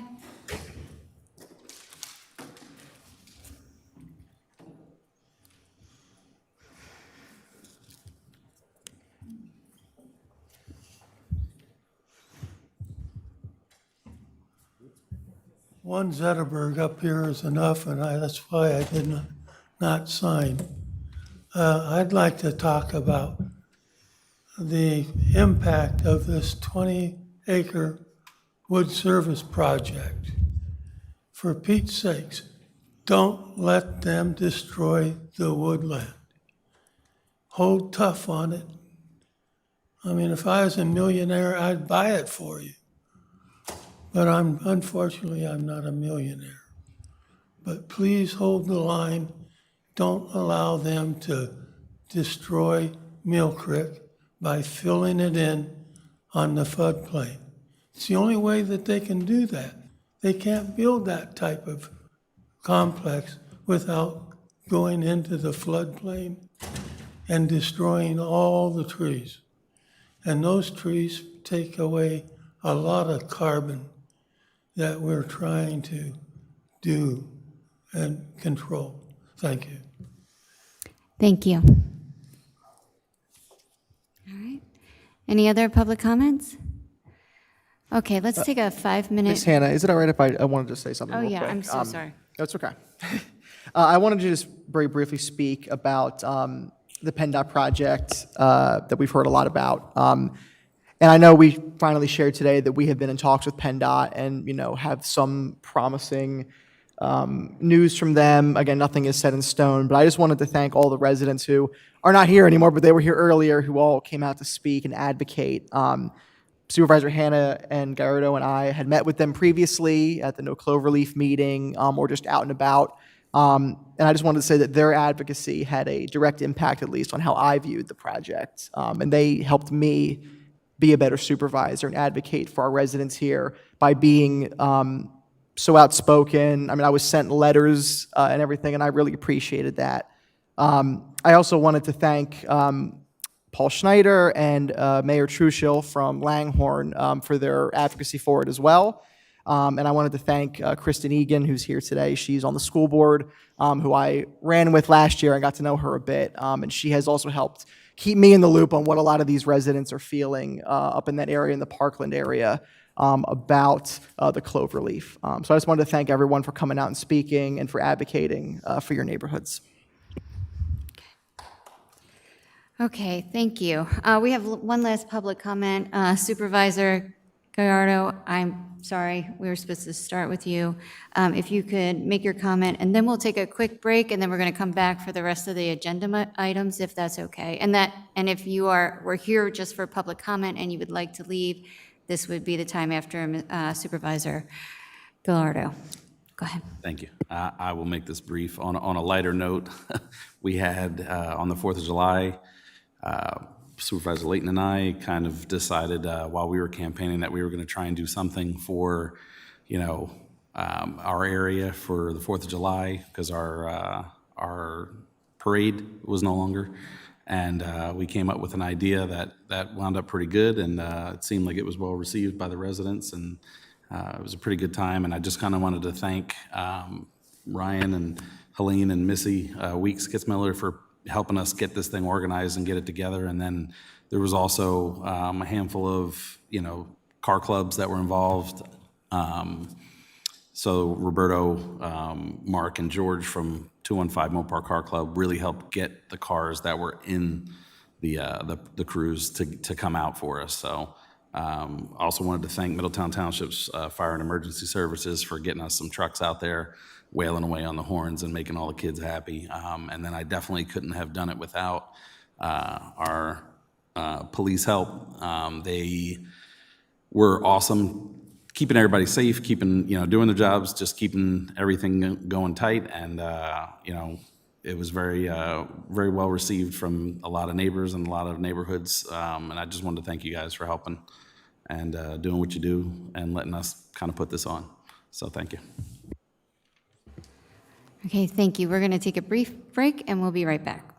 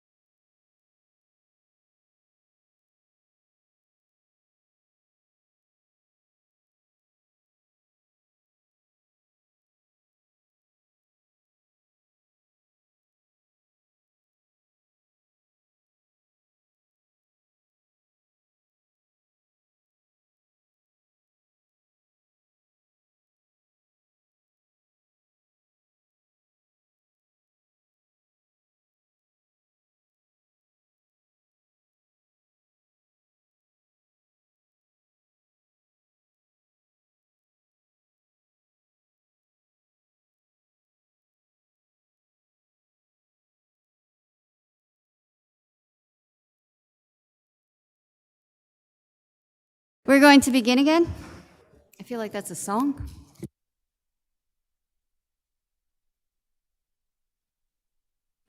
Back to this evening's agenda items. We are now moving on to consent agenda items. I'd like to make a motion to approve the following consent agenda items.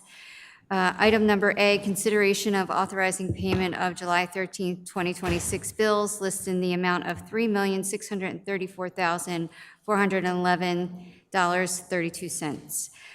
B, consideration of approving the June 8, 2026 minutes of the public meeting of the Middletown Township Board of Supervisors. Item C, consideration of authorizing execution of retirement agreement and general release of Scott Patrick. Is there a motion to approve the consent agenda items as noted on the agenda? I'll make a motion to approve. Is there a second? Second. Are there any comments from the board? Any comments from the public? Okay, all those in favor say aye. Aye. All those say nay. Yep. Motion carries 5-0. Thank you. Our next agenda item is a conditional use. Consideration of approving conditional use CU number 26-1, Paranormal Circus, 2300 East Lincoln Highway. Mr. Esposito will open the hearing. Yes, before I open the hearing, I just want to confirm that the court reporter and the representative from the circus is on the line. They were going to be attending through Zoom.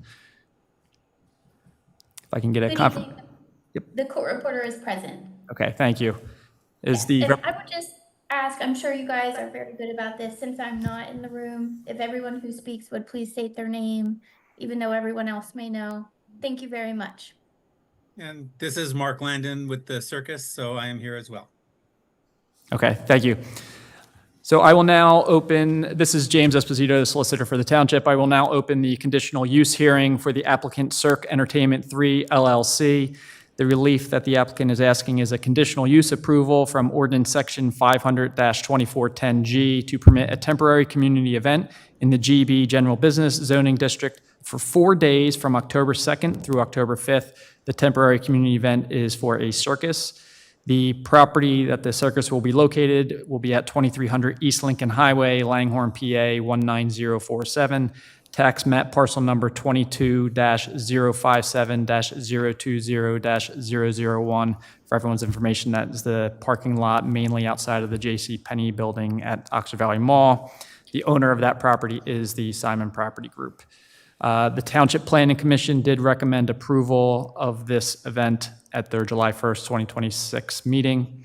At this time, I would ask if anyone wanted party status. That is mainly for people that would be interested in presenting testimony, evidence. There is time for people just to make public comment at the end before the supervisors do vote on this, though. Seeing none, I will now enter the board exhibits into the record. We will label as Exhibit B1 the application for a conditional use permit received on May 18th, 2026, with the attachments of a letter of intent with the schedule of the circus, an authorization from the property owner, Simon Property Group, and an aerial site layout plan for the circus at the property. We will label Exhibit B2 the notice of hearing and proof of advertising of the notice of this hearing, which were advertised on June 28th, 2026 and July 5th, 2026. We will label as Exhibit B3 the applicable provisions of the Township Zoning Ordinance, Sections 500-3209C, the general requirements and standards for all conditional uses in the township, Section 500-2410, which is for temporary community events, and Section 500-2410G, which is for temporary carnivals and circuses for conditional use in the GB General Business District. We will label as Exhibit B4 the review letters provided by the Township Engineer dated June 23rd, 2026, the Township Traffic Engineer dated June 25th, 2026, and the Middletown Fire Marshal dated June 1st, 2026. If there are no objections to the exhibits, I will submit them into the record. And we will now ask Mr. Ennis to just give a brief synopsis of the requested event. I'll be very quick. we've been here before. Almost on a yearly basis, you have to go through this process whenever a circus is proposed in the Oxford Valley Mall site. The applicant supplied the slide that you have before you. It is black and white, so it's a little hard to read, but you see there's the mall site. You see there's the circus area. Just last week, during the July 1st Planning Commission meeting, it did gain the necessary recommendation of approval from them. Again, we've been there before. Impacts have been good. Any circus organizer has been very cooperative with the township, and we really never had any feedback that there's been any kind of detriment or issues with these events. You do receive my recommendation in my briefing. I recommend approval is granted to this application to allow the 4-day circus event. They will still have to get the necessary permits, and there will be the necessary inspection process, as well as the necessary escrows will be posted for police, fire, and emergency services. So with that, you have my recommended motion stated in the policy briefing summary, and I will defer to Mr. Landon if he has anything to add to this. I don't have anything particular to say, although I'm available to answer any questions you might have. If the board has any questions, this would be the time to ask Mr. Landon or myself or Mr. Ennis. If there is nothing, we can close the evidence of the record and allow for any public comment from the residents. If there's no public comment, the board can consider a motion. This is Mike Ksiazek. I will make a motion to grant conditional use approval to allow a 4-day circus event running from October 2nd to October 5th at an area of the Oxford Valley Mall parking lot containing the address of 2300 Lincoln Highway, Langhorne, Pennsylvania 19047, and the Bucks County tax map parcel number 22-057-020-001, CU 26-1. Is that a motion? I'll make a second. I'll second it. Okay, we have a motion and a second. Any questions from the board? Any questions from the public? All those in favor say aye. Aye. Aye. Those opposed say nay. Motion carries 5-0. Thank you. Next agenda item, consideration of awarding the 26-27 Fuel Consortium contract to Petroleum Traders Corporation, Fort Wayne, Indiana, for unleaded gasoline with it. Miss Hannah, Oh. we're skipping it. Oh, which one did I? Consideration of, oh, I'm so sorry. My apologies. Oh, goodness. Okay, sorry. Next one, consideration, I'm sorry. Can I go? I'm sorry. Go ahead. Are you good? All right. Sorry. I'm a little tired now. All right, let me get it together. Sorry. All right, number 8, consideration of approving preliminary final land development of 7 Brew at Langhorne Square Shopping Center, 1281 Lincoln Highway, S-LD, number 26-4. Cannot forget the coffee, magical beans. Jen Ennis will lead us in a discussion on this item. Your counsel, Rob Lewis from Kaplan Stewart, will attend via Zoom to make his presentation. Thank you. Yeah, so I'll be quick on this one, and then let those representing the application do the heavy lifting. Yes, this did get the necessary recommendation of approval from the Planning Commission during their June 3rd meeting. You have their full recommendation stated. They had no objections to the waivers that were requested. Those waivers were also listed in my policy briefing summary. And yeah, you get to my recommendation of, I do recommend preliminary and final land development approval is granted to this application. And with that, I'll just go ahead and defer to the applicant's representatives. Thanks, Jim. Appreciate it. Good evening, everybody. Hopefully you can hear me okay. And I very much appreciate you allowing me to appear virtually. The scheduling was not fantastic, and I happen to be out of the state at the moment. But in the room tonight are also other representatives of this project. We have Lindsay Bralinger from Buller Engineering, Mark Brennan, who represents Federal Realty, the owner of the shopping center, as well as Zach and Shinori Roskam, who are the franchisees for 7 Brew. As Jim pointed out, this is a proposal to add a 7 Brew coffee stand to the Langhorne Square Shopping Center. For those not yet familiar with 7 Brew, 7 Brew is a standalone drive-through only facility it's only about 510 square feet in terms of their actual building, and 99% of their service is done by drive-through. We attended a zoning hearing back in January of 2026 to obtain a special exception for that use. It is permitted in this district, the C commercial district. The only modification we were seeking at that time was for the hours of operation. Typically, most drive-through restaurants don't have morning traffic. Obviously, a 7 Brew does. And the zoning hearing board approved the special exception and that one grant modification request. We have since filed land development plans that have gone through the entire review process, a couple of rounds of reviews with your consultants, traffic engineer, civil engineer. We've worked through those comments. We attended a planning commission meeting back in June. Planning Commission recommended approval of the plan as well as the couple of minor waiver requests that were included in that plan. Since that time, we've actually worked with the township's engineer and township's traffic engineer to resolve any remaining comments or questions that they had on our design. My team that's there, I believe, has plans. If you want to see them, I can also pull them up on the screen. It is, if you have not seen a 7 Brew, it's a very efficient coffee operation. They offer coffee, energy drinks, and smoothies in an efficient manner, as you might expect. Mornings and evening commutes are their main peak periods. Our proposal provides 2 primary drive-through lanes with 18 stacking spaces. Peak hour demand here for stacking is typically no greater than 16.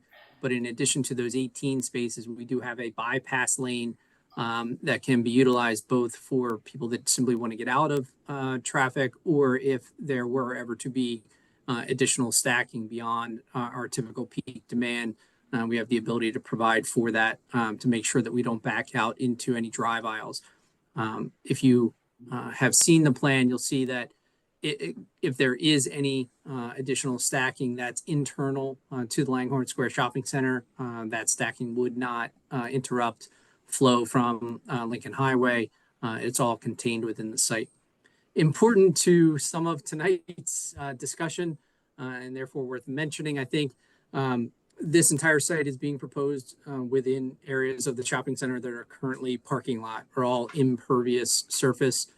So the net result of the project is actually a reduction in impervious surface within the shopping center. Nonetheless, per your ordinances, we do have some additional stormwater management requirements that we are satisfying. With that, unless the board has any immediate questions, I can either share a plan or just answer questions. Any questions from the board? I had one question. With respect to the lighting, I know our EAC has been concentrated on dark sky lighting. Is that part of what you're proposing in your development? I'll let Lindsay may be able to answer some more specifics. Generally speaking, we have complied with the township code with respect to lighting. We are not proposing new parking lot lighting. So all the lighting with respect to the project is either under the canopy where drinks are served or actual on building lighting. So that lighting generally is directed very downward. So you don't have kind of that halo effect within the parking lot. If there's anything more specific, Lindsay can address that.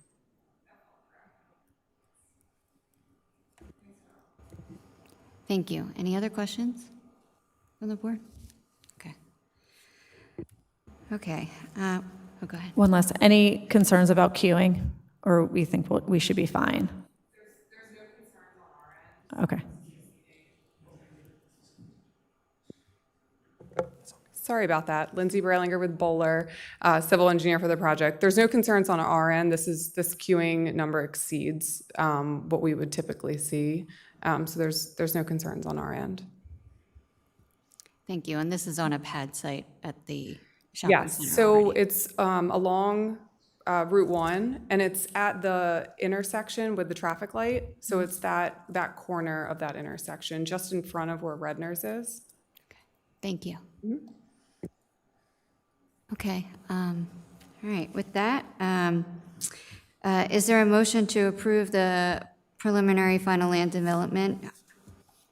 I'll make a motion to grant preliminary and final land development plan approval for the construction of a 7-brew drive-through coffee shop in an area of the Langhorne Square Shopping Center, which contains the address 1281 East Lincoln Highway S/LD number 26-4, with the following conditions. Applicant shall comply in full with all requirements of the Middletown Township Subdivision and Land Development Ordinance and the Middletown Township Zoning Ordinance unless relief was granted by the body having jurisdiction, and that all remaining review comments shall be addressed in full.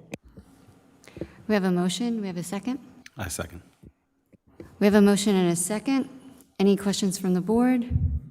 Any questions from the community? Go ahead, Mr. Fitch. So you said that you're getting rid of impervious surface, but you're really not. It's you're creating more, right? No, Or actually. it's staying the same, rather? Mr. Fitch, I'll address that. So the area, and I can put this plan up, I'll just show you real quick. Lindsay has it there, I'm sure. So when you look at the area that we are developing, the vast majority of that area today is impervious surface. It's parking lot today within the Langhorne Square Shopping Center. We are adding slightly to the perimeter buffer and the island. So when you look at the total calculation of impervious surface today, we will reduce that by the time we are done with the project. So there will be a net increase in green space. By about 5,000 square feet. Wouldn't it make more sense to just get rid of Wendy's and go into where Wendy's is at? It does not. Okay. So this is the gentleman that you are over charge of the whole shopping center? I'm on the development side for the applicant, yes. Okay, so can I make a suggestion? And you're going to lose a lot of parking spaces for the grocery store, but the company that you have snow plowing the lot, I mean, I think you need to have a talk with them. Because, and I don't know about the whole lot, but down by the dollar store and where the karate place used to be on the, I guess if you're looking from Route 1 on the right-hand side, they push all their snow down the bottom of the hill and take up handicap parking spots and parking spots, and it causes problems for people to see when they're walking across that main road. So if you could do something also with them to put the snow out behind the buildings or something like that. You know, and I know if you push it all the way up the top of the hill, it's only going to melt and cause ice down the hill. But if you can do something, you know, but if we're going to hopefully get more impervious surface, that'll be great. Thank you for your recommendations. Okay, we have a motion and a second. Any other comments? Okay, with the motion and a second, all those in favor say aye. Aye. All those opposed say nay. Motion carries 5-0. Thank you. Thank you. Thank you so much. Thank you. Okay, next agenda item. Mr. Gartner, you are up next. Consideration of awarding the 2026-2027 Fuel Consortium contract to Petroleum Traders Corporation, Fort Wayne, Indiana, for unleaded gasoline with an estimated amount of $270,000 and Ports Petroleum, Worcester, Ohio, for low sulfur diesel fuel with an estimated amount of $85,000. Okay. So, good evening. Once again, this is a housekeeping thing. We have to do it every year. So we submitted our totals to the Bucks County Consortium bid, which we're part of. And this is the people that came back with the lowest price for fuel for gas and diesel. It is two different companies. We have used one in the past. The other one we haven't, but it's just setting up everything with that company. It's not a major process. I would recommend going with this since they are the lowest bidders. Okay, and, okay. Is there a motion to approve this contract?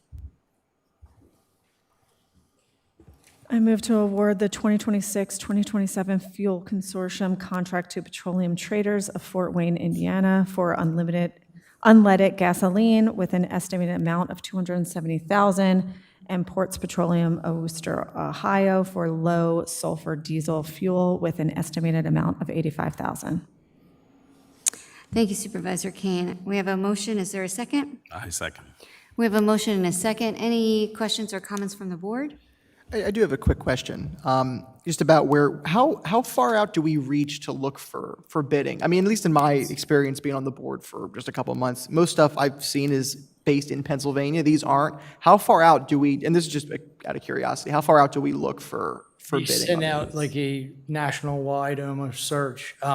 As you noticed, some of these aren't in Pennsylvania, but they have affiliations with Pennsylvania branches, or you could, easy way of putting it.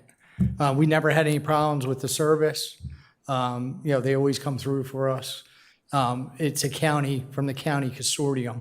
So you have every township in Bucks County that wants to, participate. The salt will be the next one we'll do. That will be coming up shortly.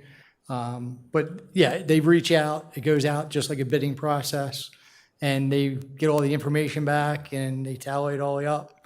And it goes by the obviously price of the fuel, and the OPUS price is when it goes by too. Thank you. Thank you, Mr. Garmeyer. All right, so we have a motion and a second. All those in favor say aye. Aye. Aye. All those opposed say nay. Motion carries 5-0. Thank you. Thank you. Okay, next up, agenda item number 10, consideration of purchasing 2025 F-150 from Fred Beans, Langhorne, PA, in the amount of $48,639, and upfit from SKD Tryon's vehicle upfitting, Croydon, PA, in the amount of $24,984.96, totaling $73,353.26. Mr. Welsh, do you have Evening. information? Good How are you? evening. So this project was approved in the 2026 budget for, I believe it, not to exceed $75,000. I partnered with Public Works to try and help us through the process a little bit, so they could let us know the vehicles that we have. We have Durangos, Explorers that they're servicing often, and F-150s. And what we found is that the F-150 was the better choice for us as firefighters and for the emergency response vehicle. And we were able to get under the budgeted amount at just under $74,000. And it will be replacing an F-250, which we've been trying to get replaced, I think, probably about 3 years now. Mhm. It's actually starting to turn into a little bit of a rust bucket and falling apart. And that's where we're at right now. Well, thank you for keeping it under budget. Okay, is there a motion?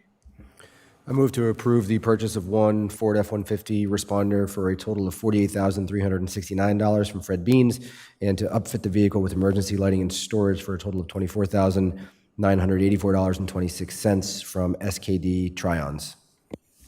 We have a motion. Is there a second? I second. Okay, we have a motion and a second. Any questions from the board? Any questions from the community? Okay. Thank you. I'm sorry? Thank you. Oh, you're welcome. They didn't vote yet. We didn't vote yet. We're almost there. We're almost there. Okay, so we have a motion and a second. All those in favor say aye. Aye. Motion carries 5-0. Thank you. All right. Thank you, Alan. Mr. Welsh, great job. All right. Agenda item number 11, consideration of authorizing employment agreement for township manager. Interim Township Manager, Ms. Stephanie Teely-Cools will present this item. If you could share, please. Okay, thank you. I am extremely excited to report on the conclusion of the recruitment process for your new township manager in Middletown Township. As the residents in the community will recall, the post became available at the end of April. The board really gave me the direction of making this as fast as possible to focus on getting a new manager here. So the position was advertised in early May. Just to let the community know, the process included the board really providing substantial input on the job posting, and development of the job posting included, the leadership qualities that the board was looking for, the professional experience. Some of the key things that the board asked me to include in the posting were proven leader, collaborative, someone who can build culture, build community, high trust, and collaborative. So we sent the posting out. We had strong interest, really, really strong interest, significantly more than a year ago. There were 18 qualified candidates who submitted for the position. We engaged Roseanne McGrath, who is a human resources consultant. Roseanne and I together reviewed the candidates, presented them to the board, and there were 5 candidates who came in for a first round of interviews with the board. There were then 3 finalists out of the 5 candidates who came back for an extensive second round. The second round included meeting with members of the management team, interviews with department heads, tours of the facilities, and then that culminated with an in-depth second interview with the Board of Supervisors. And so at the conclusion of that process, the board was unanimous in the person that they selected, and I'm happy to share with you the name of that person, Christopher Hoffman. Chris is currently the manager in Lower Moreland Township in Montgomery County. He has more than 15 years of experience. He went to St. Joe's undergrad, Villanova for his master's in public administration, where he also has a city manager's certificate. He started his career right out of grad school at Lower Moreland as the assistant, so he has a history of being in one place for a long time. And he is highly respected in the community of municipal managers. He brings a great background, well-tailored to what the board was looking for, what the community needs. We're super excited for him. He will be starting on August 17th, and he will be sworn in here at the board's next meeting on August 10th. And he will then start on August 17th. So before you this evening, and I guess I wanted to add thorough background investigations, spectacular references, really off the charts. The people who have worked with him have so many good things to say. His town is sad to be losing him. But I have before you, for your consideration this evening, an employment agreement, which would outline the terms of his agreement. The term, an at-will employment, and the term is expires on January 1, 2028, because you have the 2-year municipal election cycle that the second-class township code requires you. So it's all set and ready to go. I'm happy to answer any questions, but I think you have a great, solid municipal manager, and I expect him to be here for a very long time. Thank you, Ms. Teely-Coles. At this time, I would just ask if any board member had any comments that they would like to make about our new hire for township manager in respect to their feelings and their experience during the process of interviewing.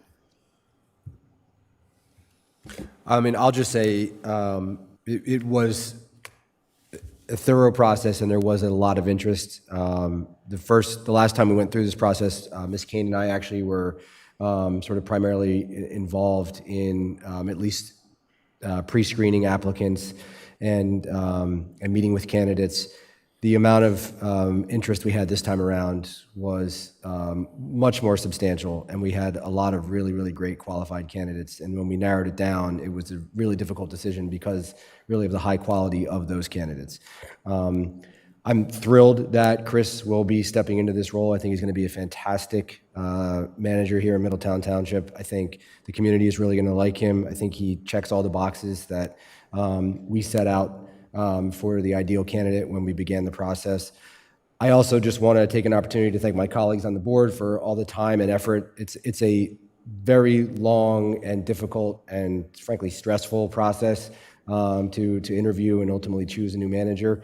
I want to thank Ms. Tioli-Cools for, number one, coming back as an interim manager, which really sort of saved us in a large way and helped sort of really restabilize this organization, but also for leading the process to do the search, get Roseanne McGrath involved as a consultant, find candidates, interview candidates, and then ultimately arrive on the finalist. And I want to thank township staff, particularly the directors who were also involved in the process as they were the last time. We could not have done this without their input, which is really important to us, really valuable. At the end of the day, they have to work with this individual day in and day out in this building. And our staff, our directors, they really are what makes this organization so strong and so wonderful. And so we wanted to make sure that they were part of the process. So I thank everybody for going through this with us and for sticking with it. And again, I'm just really thrilled that Chris will be taking the job. I think he's going to do fantastic. And we can't wait to have him start on August 17th. Thank you. Anyone else? Yeah, I just wanted to say, I'm also really excited to see Mr. Hoffman start here in Middletown. And thank you, Stephanie, for putting in a lot of hours, not just to help us keep this ship afloat, but to help us find who's going to, be our new captain, so to speak. And I think for me, during this whole process, something that I wanted to prioritize, and I'm glad that we did, was having staff feedback. And really gauging how they felt about some of the individuals that we thought would be a good fit for the role. And while we have to deal with the manager pretty often, our amazing staff here have to deal with them every single day for 8+ hours a day. So to me, that was a really important aspect on choosing a leader that would fit for the amazing team that we have assembled here. And I really do think that we have found that. And I am really excited to work with Mr. Hoffman for the remainder of his time here. Thank you. I would just like to add also that I am truly grateful for Ms. Tioli-Cools and her input and creating a process where we're able to provide scenarios that really gave us a clear picture of the type of candidates that we were looking at. And it really was hard to come down to the last 3, very difficult. I'm glad to say that Mr. Hoffman, he really does have a great deal of experience, great feedback from his current staff, the staff that is, well, I guess I should say previous staff, because now he's here. And also from our staff and the department heads. Truly appreciate your input and feedback. It's really important to us that we have somebody who fits into Middletown and provides service and has a servant leadership mindset for our staff and most importantly, our community. So thank you for that. Okay, with that being said, is there a motion to accept the employment agreement? I make a motion to authorize execution of an employment agreement between Middletown Township and Christopher Hoffman for the role of Township Manager. I have a motion, a second? A second. I have a motion and a second. Any comments from the board, the community? Okay, all those in favor say aye. Aye. Aye. All those opposed say nay. Motion carries 5-0. Okay, next up, we have the Q2 financial report from Laura Hucklebridge, and you're going to share our financial information. Thank you. Okay, there we go. Good evening, board. We have our quarterly update for Q2. Q2 is historically our largest revenue quarter that we have during the year. This quarter, we received 62% of our annual budget through Q2, the end of the quarter. April is our largest revenue month with all of the taxes being due. This year, we had 30% of our revenue received in the month of April alone. So if you look at the chart there, we have $32 million of revenue that we've received so far this year. That's 62% of our budget. The largest increase, it's $5 million higher than last year, and that was due to the tax rate increase that we passed for 2026. Our total expenses through the end of Q2 is 21.7 million, which is in line with prior years. It's a little higher due to the smoothing that I'm doing with the pension MMO, where we're expensing a little bit every month instead of all at once at the end of the year. Here we have our breakdown of the revenue by category. The real property taxes make up 37% of that total revenue of $32 million. That equates to $12.5 million. And we're at about 97% of the budget line for that item alone. The sanitation fund, that's $5.8 million of the total. And again, that's at 99% of the budgeted line as well. I will mention about the stormwater fee. Those bills went out in April. We've collected $770,000 so far for stormwater fees, and they'll continue to come in through the rest of the year. Our revenue by category, again, this is breaking it down, looking at the previous 2 years. Our taxes, tax income for the local 511 and the real property taxes, you'll see that significant increase in this year because of the tax increases, the EIT and the millage. Here we have a breakdown by month of the revenue. You'll see the red line is the 2026 totals. So April is much higher than all of the other months. And again, because of the tax increase, it's higher significantly than the prior years. There is a slight dip in June below the prior years. That's related to the audit entries that we had at the end of the year, kind of pushing revenue back and taking it out of 2026. As we move to expenses, the personnel costs make up 63% of our expenses through the first half of the year, totaling about $13.7 million. Utilities is the next largest percent, and that's $3 million.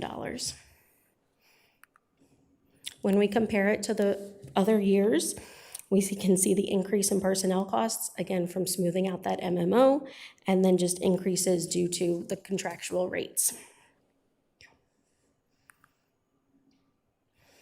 As we look at it by month, again, because we're adding the MMO, the red line is higher than all of the other lines, and it will be, but it'll smooth out and not be as volatile at the end of the year. In June, we did have a slight increase in the expenses, and that's due to the payment of the tax allocations to the fire companies and the EMS. That totaled about $800,000. And we had some additional stormwater capital payments of $436,000 that was paid out in June as well. For the general fund, these trends mirror what we just went through for the total operating funds, because the general fund is the largest and the one that handles all of our daily operations of the township. So the general fund had revenue through June of $15.3 million and expenses of $14.3 million. Right now, a surplus of just under $1 million.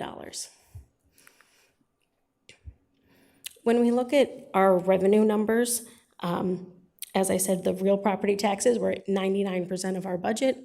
Most of our tax revenue has been received. We will receive some taxes later in September and October timeframe. When you look at expenses at the middle of the year, you expect to be 50% of the total budgeted line, and most of these line items are around 50%, so we're on target with our budget for the expenses for the year.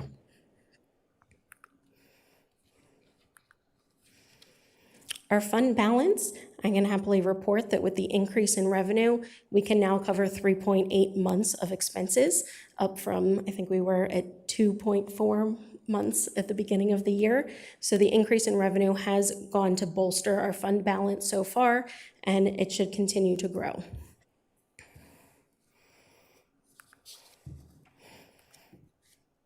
The capital fund, we received $557,000 in revenue for the first half of the year. This was mainly from grant funds. We had $290,000 we received for the LED light project at the community park. We had some RDA money that came in as well for vehicles and firework. at the fire company station work.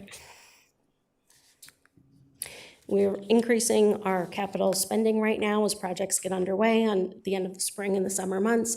So the expenses will continue to increase from the current $750,000 we've seen so far. We do have a budgeted transfer of $1 million from the general fund to the capital fund and $1.3 million from the investment fund to the capital fund if needed to cover additional expenses. For the investment fund, that balance increased $234,000 from the beginning of the year. As I said, we're going to transfer $1.3 million at the end. This chart shows you the historic activity and the historic balance. The very high point at the end of 2024 was at the peak of all those interest. And then at the end of 2024, we transferred $2.4 million to the capital account. So we've recovered nicely over 2025. We had consistent increases in the balance with the increase in the blue line there. Right now for 2026, the investment income is not as steep as what we were earning before in 2025, but we're almost back to that high point that we were before we did the big transfer. And we're only going to transfer half of what we did that prior year. The pension plans, the police pension and the non-uniform pension, we'll be meeting with our pension managers later this month to get the rates of return and more details. This is just based off of the statements that I have. So for the first half of the year, the ending balance is $63.3 million for the police pension, which was a decrease from the end of the year of $430,000. There was an increase in the distributions to retirement accounts. Similarly, for the non-uniform, we had an increase in the distributions due to retirements, so that plan also decreased by $229,000 to $13.3 million.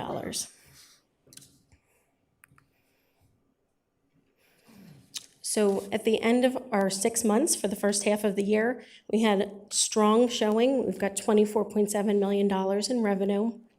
Our Q2 expenses of $11.4 million are slightly higher due to those one-time payments to the fire company and the EMS.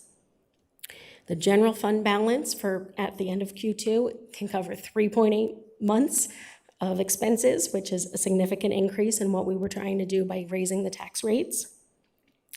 The investment fund and pension plans continue to perform well, and I'll have more information after my quarterly meeting. And I have one other bit of information. Today we received our GFOA award for our 2024 audit for the 22nd year. So I was informed of that today. Woohoo! Awesome. Thank you very much, Ms. Bridge. Thank you. Okay. Next up on the agenda, we have policy discussions, our underground utilities. Mr. Kessler, could you help lead this discussion? Yes, thank you, Madam Chair. Board of Supervisors, the topic tonight are the road repaving requirements that we have currently in the township ordinance. This is most commonly when the utility work is being done throughout the township. The township ordinance is a bit dated. It dates back to around the 90s. And it's also fairly basic as far as what it requires for restoration when the roads are disturbed. Our ordinance pretty much focuses on just restoring the area that they cut out. And what it does is it basically results sometimes in a nice area of road resurfaced. Other times it could be a little patchy and follow a trench. So we took a look at some of the other similar ordinances with municipalities in the general area. There's a wide range of what different towns have in there, but we found one that was most similar to what we were looking for is Upper Gwinnett Township. It requires most of the time to have either the half width or full width repaved when utilities are disturbing the roadways. So what we'd like to do is request from the board direction for myself to partner with the solicitor, the building and zoning director, and some of the staff to update our ordinance that requires repaving when the roads are disturbed to be more current with what would be required to restore our roads in more of a broader manner. The slide there shows just some examples of different ways that it can be restored. Our ordinance right now is pretty much the left two pictures there, either a patch or a trench restoration. And these are just examples, of photos from other towns. But as you can see, the half width or full width just results in a better product when work is done for township roads. So this would be an ordinance to make sure that if they dig into the roads, they patch and repair the roads if they get too close to the utilities, correct? Correct, yeah. It's our current township ordinance, number 436-209. And this would be to update it to have it have a little more teeth to it and be better described for utility companies to know exactly what they need to repave when they would come and do work in the township. Right, right. Thank you. Would this ever fall on a resident to repair the street? So it is the same ordinance that talks about any kind of excavation in the roadway. And there's some subsections there. So that would be something we would review, just in updating the entire ordinance to make sure, a resident wouldn't have to repave the entire roadway, obviously. But depending on how much of a roadway would be disturbed, it would be much better in describing what would have to be the restoration. So it wouldn't be patchy or something that would be just off the curb and that kind of thing. We want to make sure that's a good product that was going to last a long time. Thank you. Any other questions? Okay. All righty. Okay. Thank you very much, Mr. Kessler. Thank you. Yep. All right. We can move on to other business. We're finished? Yes? All righty. Other business, Mr. Kessler. Only other business I have this evening is 2 sets of record plans for some signatures this evening after the meeting. Nothing else. Thank you. Thank you. Mr. Esposito. I just want to announce that the board did hold an executive session prior to tonight's meeting to discuss personnel matters. Thank That's all I you. got. Ms. Teely-Cools. Nothing, thank you. Mr. Leighton. Nothing, Adam. Mr. Ksiazek. Nothing, thanks. Ms. Kane. Nothing further. Mr. Gallardo. Nothing. Okay, I make a motion to adjourn the meeting. Second. Meeting adjourned.